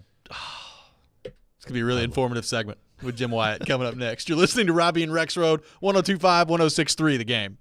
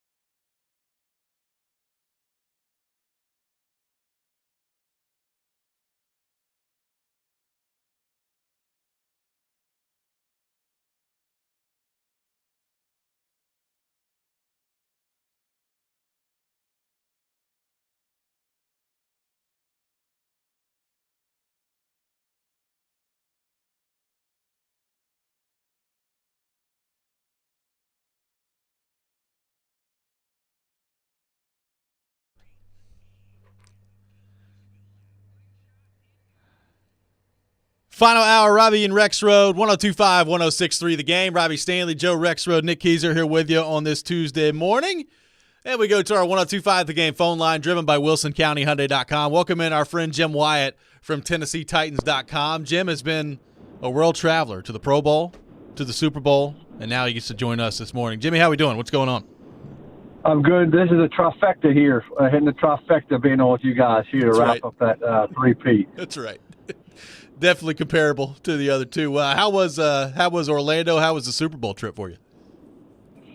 It was good. The Pro Bowl game, what it was turned out to be, is not much of a game anymore. It's turned into a flag football game on Sunday, which I guess still draws a crowd, but don't really go necessarily for the game as much as you go for the availability during the week. So it was good for that from that standpoint. Got to talk to Derrick Henry down there and got to talk to Peyton Manning about Derrick Henry and about Brian Callahan and Will Levis, and track down Jamar Chase and track down some of the Ravens to talk about the Titans' new defensive coordinator Denard Wilson, and talk to Evan Ingram about Nick Holt's offensive coordinator. So the access was good there. Super Bowl is just a flurry, the way that week goes. But Vegas did it right, I have to say. I thought the week from a logistic standpoint, from just a Super Bowl, putting on the Super Bowl standpoint, is one of the best ones I've ever been to. All right, before we get in the Titans, Jimmy, I got two questions for you. One, it might be two or three, who knows. One, is it true you got to see U2 for free at Sphere? What did you think of the show? And two, do you still support Jerry Stackhouse as Vanderbilt men's basketball coach? There you go. Put you on the spot, buddy. Yeah, U2. Yeah, I did get to go. It was quite a deal. That's you don't get a lot of spare time out there because there's a lot of events going on at night and a lot of work. But if there was one thing that I wanted to do, was to see U2 in the Sphere. And I saw my man George Walker at check-in on Friday and talked to him and said, hey, what are you doing? And he goes, well, let me get my logistics, let me get stuff set up. We'll figure out what to do. And then the next person I saw was Chili Pepper. I don't know if you know who Chili Pepper is, Titans super fan from Mexico. So the next person I saw was Chili Pepper as I was walking out the door, and I said, where are you going? He goes, I'm going to the U2 concert. I said, are you really? And he said, yeah. I go, so you got your extra tickets? And he kind of chuckled and said, no, I've got three, me and my wife, and Nate Bain, who's with Titans social media. They were all going. Well, at the last minute, Nate couldn't go. So I got a call 6:30, show starts at 8, and said, hey, I got a ticket to U2. And so I got showered real quick and went back up, showered, made a bolt down the strip to get to the Sphere from where I was staying in Mandalay Bay, and about a 2-hour kind of walk, half jog, and made it in time for a free concert. It was spectacular. Oh, that's awesome. Good stuff there. So, Jim, what have been your impressions of Brian Callahan and the staff that he's put together to this point? Yeah, I'm glad I didn't have time to answer that Jerry staff. Yeah, how do you let him off the hook like that? I forgot. Sorry. Long-winded, but I will say I'm as look at the gym and look at the results and look at how little interest there is in Vanderbilt basketball right now, and with all of that, I just can't. Something's got to change, and I've been around long enough to know what it's like when Vanderbilt has a good basketball program and they compete, and right now that's not the case, and I don't know how much longer you can keep going down this road with so little results. So that's all I'll say about that.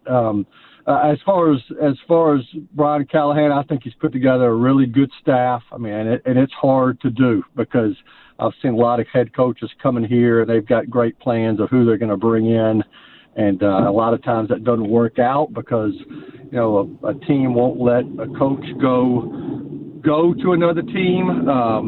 Guys got another offer, but I think the way this played out, got a defensive coordinator, Denard Wilson, who was sought after by a lot of teams. Nick Holt's a guy who he's got a lot of familiarity with.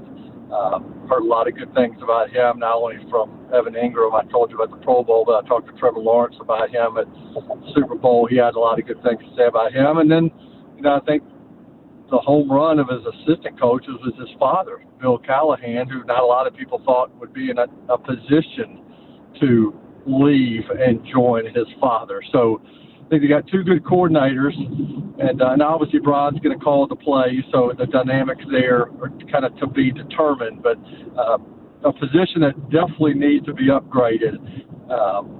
Has got a great chance to do that and bringing in one of the best offensive line coaches in the NFL.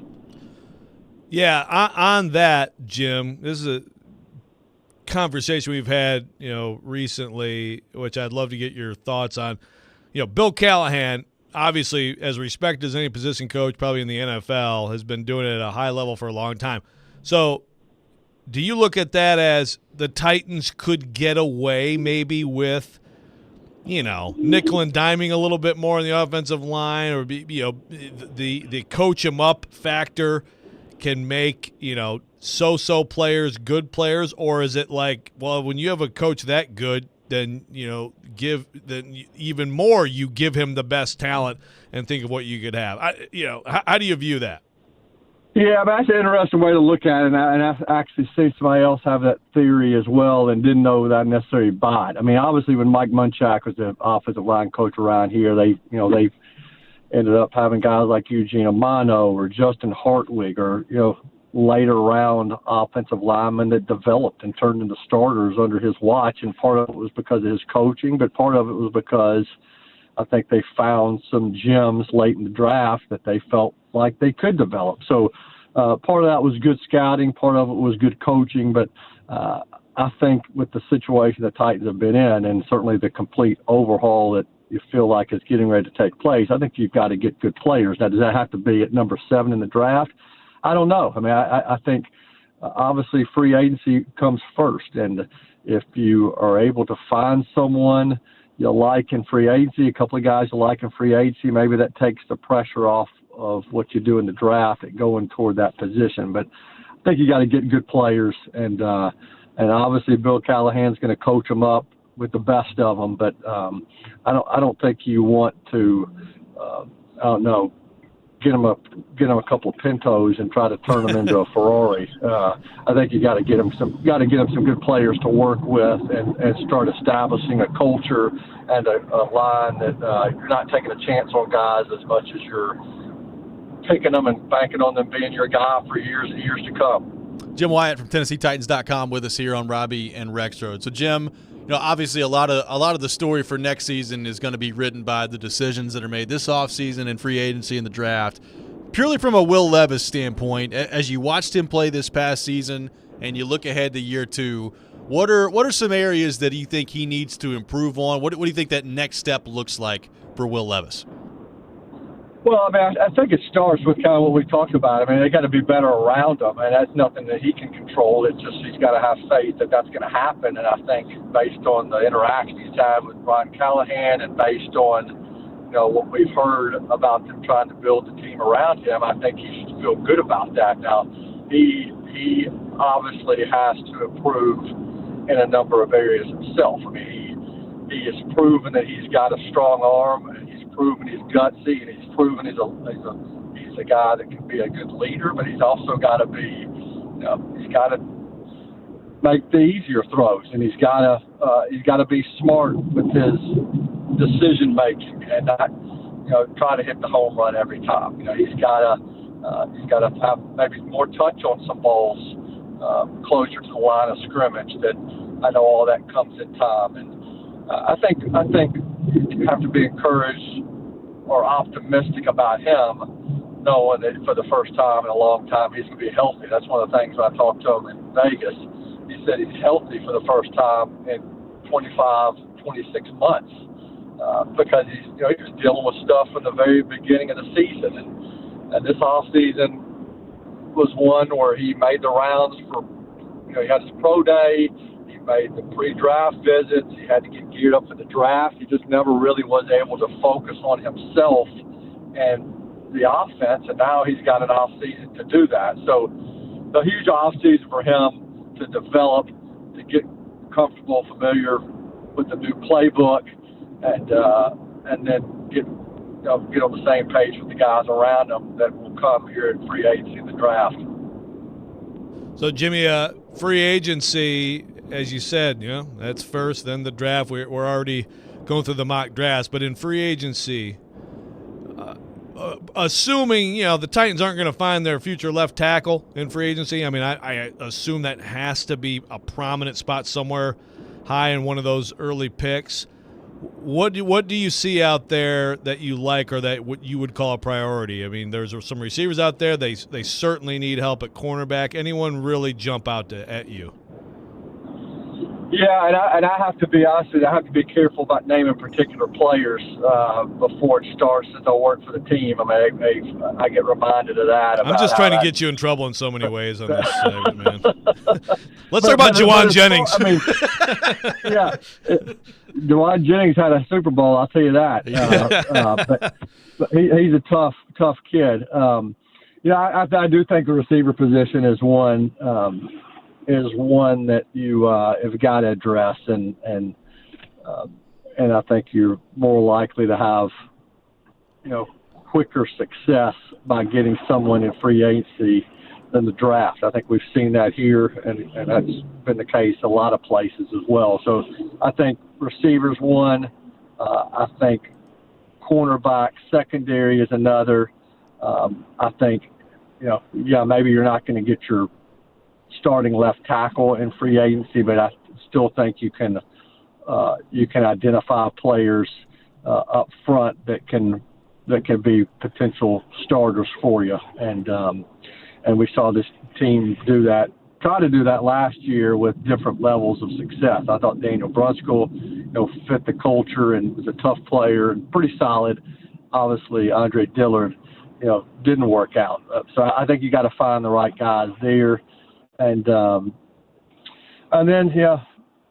I think you can never feel like you're good enough, on the defensive line either. I think you still try to identify players there as well.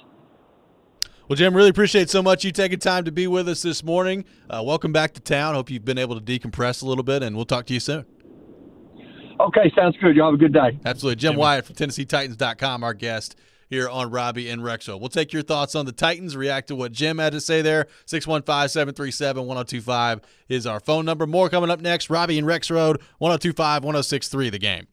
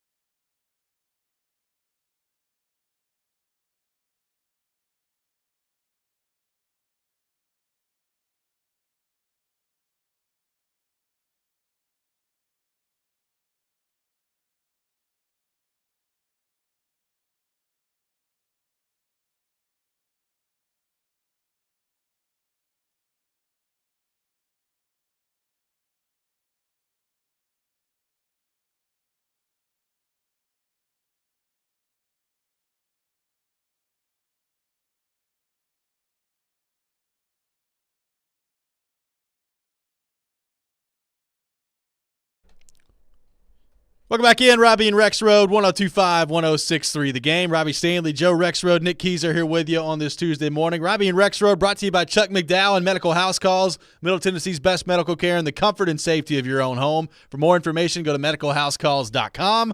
Medical House Calls, where the nearest clinic is your home. Appreciate Jim Wyatt from TennesseeTitans.com for being with us in the last segment there. Really? You're all over him.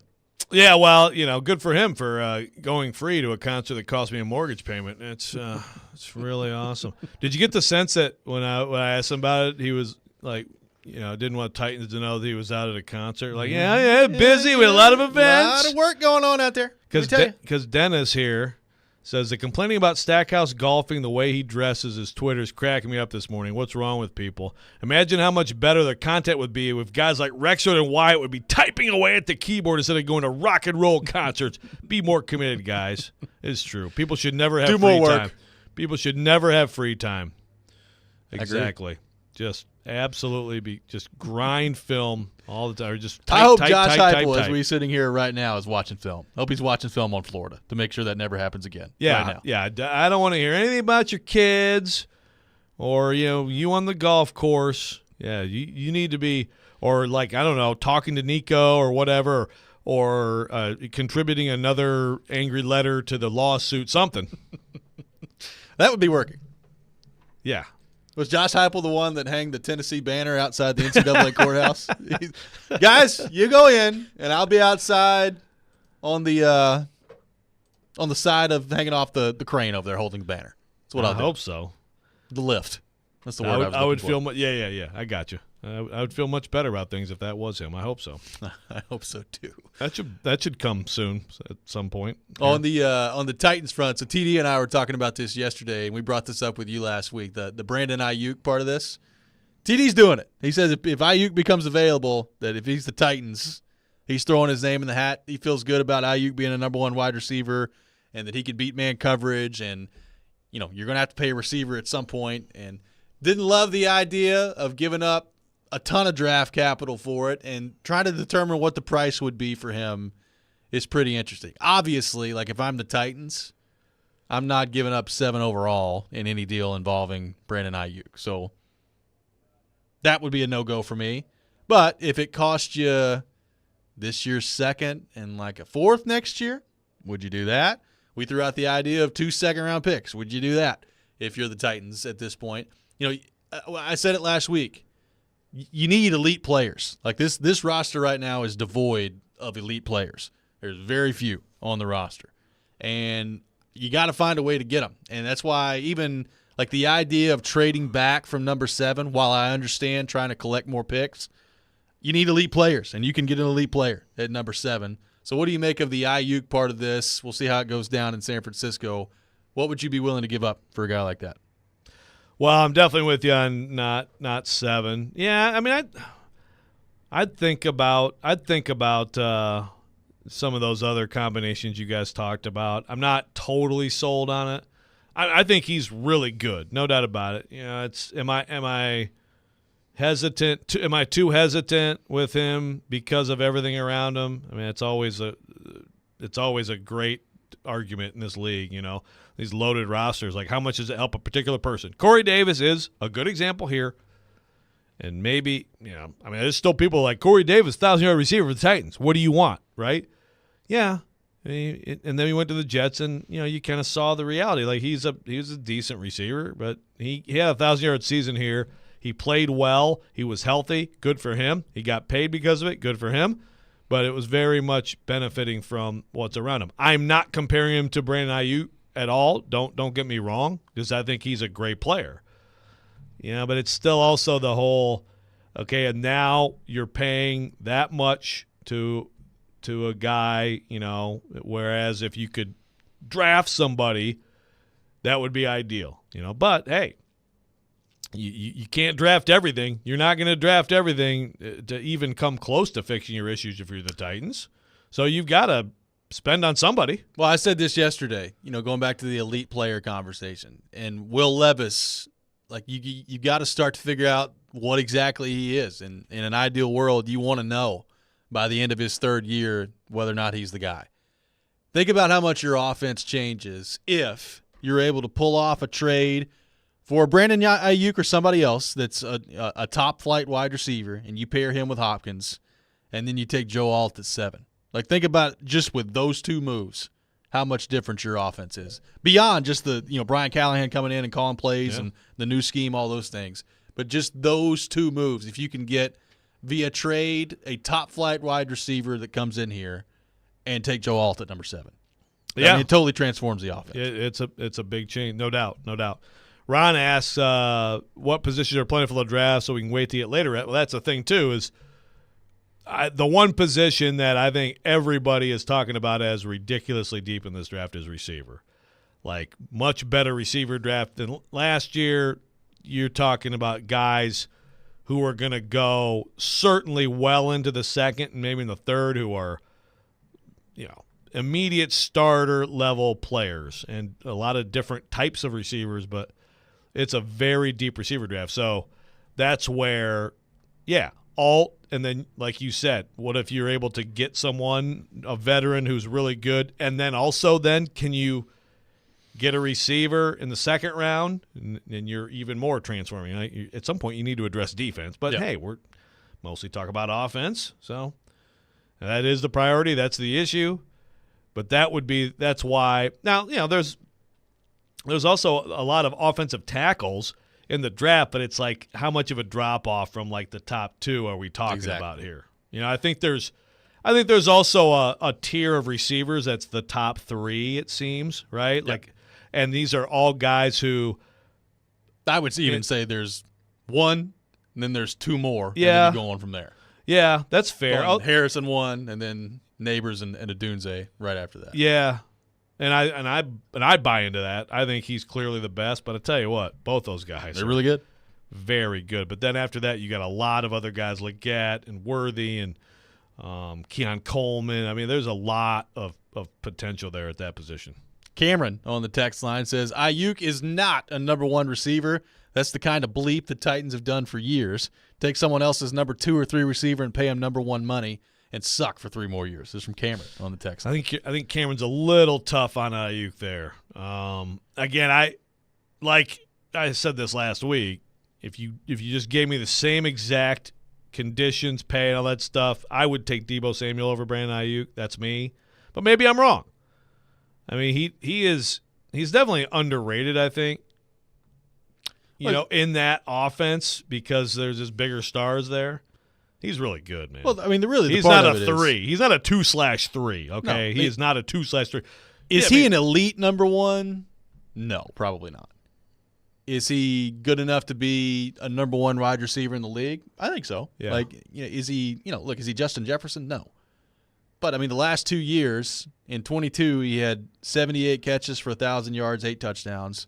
Last year, 75 catches for 1,300 yards. And 7 touchdowns and average 18 a catch. And he does beat man coverage. Now, again, I totally understand what happens if he's on an offense that doesn't have a great offensive line and George Kittle and Christian McCaffrey and Deebo Samuel? Again, that's a valid question. And that's where you lean on Rand Carthon, who has been around the guy, to figure that out. No doubt.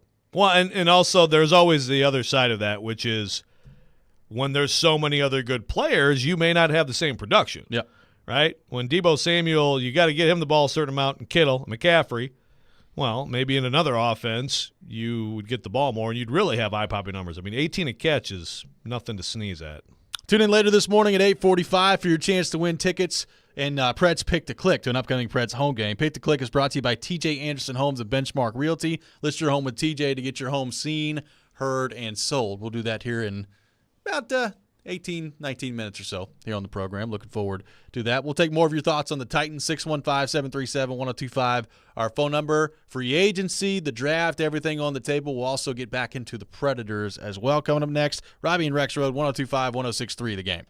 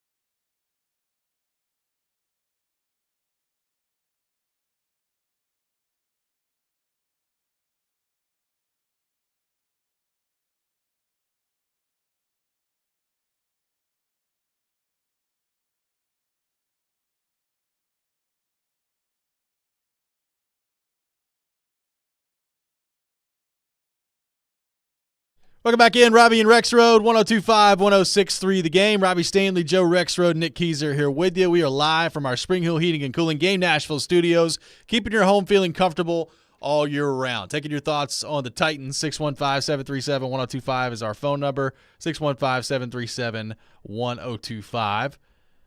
Wes in Clarksville on the text line says, I heard they want to draft a tackle so we can have a tackle for 10 to 15 years. We're lucky to keep players 5 years. This is from Wes from Clarksville. That has certainly been the case with too many first-round picks lately. Yes. If you're taking Joe Alt, if you're taking Fashanu, whoever it is, as a tackle high in the draft, I mean, you better know that those are the guys that are going to be foundational players for you on the left side. Hey, look, everything I hear about Joe Alt from all the draft experts and gurus and all these things is he's plug and play and could be a starting left tackle in the league for 10 years. So, I mean, you never know, but if they drafted Joe Alt, I'd feel pretty good about the availability and how good he is immediately to start. Yeah, you got to have more guys for sure that you are compelled to give second deals to. But like I said to Wes on the text line, Lawan, 9 years, right? Yep. That's and it would have been a little longer, but injuries hit him, and injuries are the number one reason why careers are shorter than you hope. But that's the idea. A left tackle, there's no question when you get to the second deal, you're going to give that left tackle that second deal. You want more players like that. Now, if you draft too well, then you sit there and you're like, well, Skoronski's up, and is Skoronski that amazing that you got to extend him, and now you're going to extend Joe Alt, and that's a problem you'd like to have. I got a text that says, I've lived here for 12 years after moving here from Chicago before finally going to a Titans game because they were such perennial losers. I assume referring to the Bears. I began to like them because of Henry and Vrabel. Now they've got Carthon and Calahoo. Are you kidding me? Lean on Carthon, the guy who shopped Henry last year as soon as he arrived, the guy who drafted a guard, and Levis got rid of a local hero. Ha-ha! This is from an unnamed texter on the text line. Is this Jared? Is this Jared Berner? Sounds like a Jared Berner. It does kind of sound like a Jared Berner. Trying to fake us out with the Bears thing. Yeah, I guess so. Calahoo. I like that. By Calahoo. leaning on, when I brought up leaning on Carthon, it was to the point of he was been around Brandon Ayuk for a substantial period of time and should know kind of how the guy's wired and made up and all those things. Yeah. That's what you also, lean on. And he's the general manager. He's a GM and been here a year. Yeah. Decent first draft. I mean, yeah. That's the GM. Well, that's who you lean on. As TD said yesterday, we're going to find out. We're getting ready to find out about Rand Carthon, right? It's fair as we get through this offseason and we start to evaluate whatever free agent decisions he makes and the draft, of course, we know who it's on now. It's all on him. And it's the evaluation of Rand Carthon certainly starts now. This is a crucial offseason not only for him, but really for the direction of the franchise and where things are going from here, and the ability to field a competitive team around Will Levis while he's on a rookie deal and try to determine whether or not he's the next guy. But the evaluation of Rand Carthon starts now. There's no question about that. No doubt. And just for the record, Jared Berner, the guy who shopped Henry last year as soon as he arrived, that's exactly what you would expect a GM to do. You find out the market for him. You find out the market for Tannehill. Because remember, a year ago, it was still like, are they going to totally blow this thing up or not? Yep. I heard actually D-Mace on Caroline Will and D-Mace talking about how he thinks Vrabel would still be here had they decided to do that, which is an interesting thought. It's a rebuild year and it's kind of starting over, and so you're not really being held to your record as much. It's an interesting thought, but that's the right thing to do. You also said the guy who drafted a guard. Okay, I mean, he needs to be great. There's no doubt about that. And Levis, well, he might be good and got rid of a local hero. Look, Bayard. Yeah, I mean, the Bayard. First of all, as I said millions of times, going back to the very first time, they did not handle it well with Bayard. But I do get any new GM coming into a situation and saying, "Holy crap, that cap hit for a safety." And by the way, the Eagles are about to cut Kevin Byard. Yeah. So, hey, maybe he comes back. Cheaper deal. Good. Welcome back. It's Kevin Byard. Welcome back in, Kevin. How we doing? They do need safety help. They do. There's no question about that. 615-737-1025, our phone number. Preds back in action tonight, taking on the Vegas Golden Knights. And, Joe, we had this conversation a little bit earlier. Is there anything they can do? It's a huge week for them. They got Vegas tonight, L.A. coming up on Thursday, a back-to-back over the weekend with San Jose and Anaheim. Is there anything realistically they can do with the trade deadline coming up on March the 8th that would convince you that they should not sell. They're 2 points out of a playoff spot right now, and it really is kind of an interesting race because St. Louis is 2 points in front of them, who they beat on Saturday. Minnesota, with John Hines, is now tied with them. They have the same amount of points. Seattle, 1 point behind them. Calgary, 1 point behind them. So there's a 4-team race of teams that are out of the playoffs right now that are right there with the Predators, and then you've got the Blues just in front of them. So how do you view this week for the Predators and where they are with the trade deadline discussions coming up on March the 8th?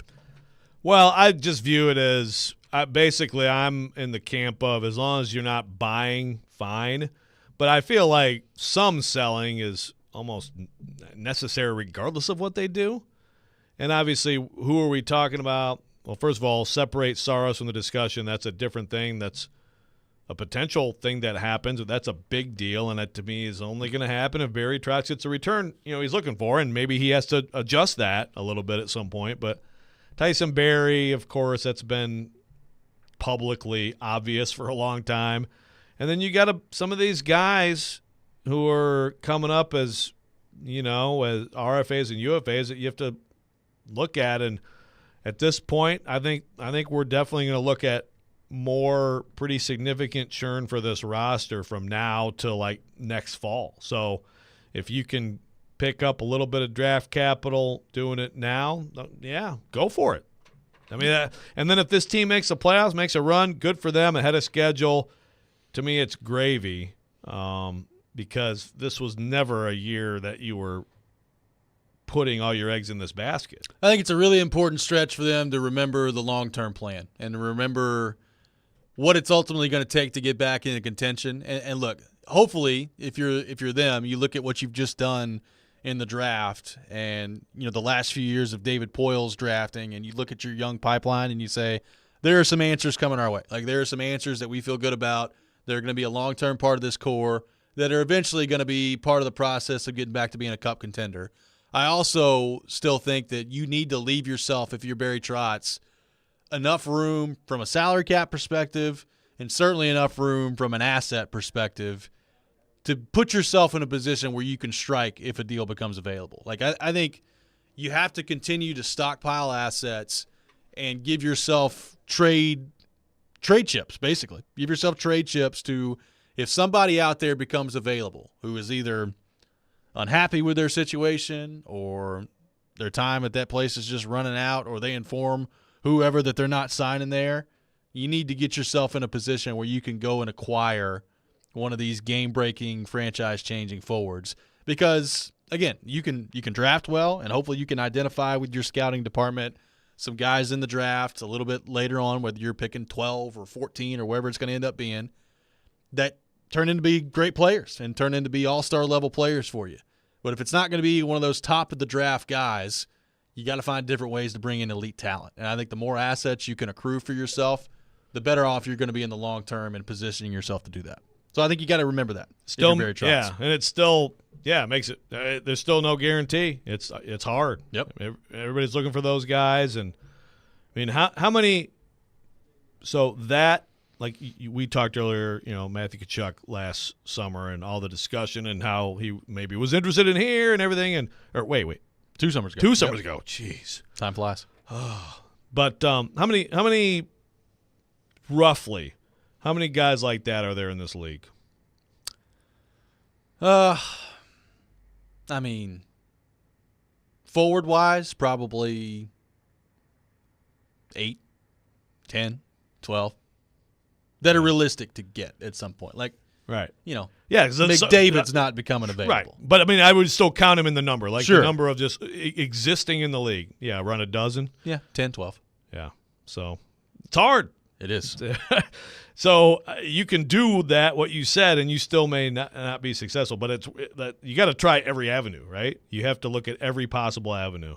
And at some point, you have to, like, even if it's a second half or middle of the pack, you have to make first-round picks that become difference makers.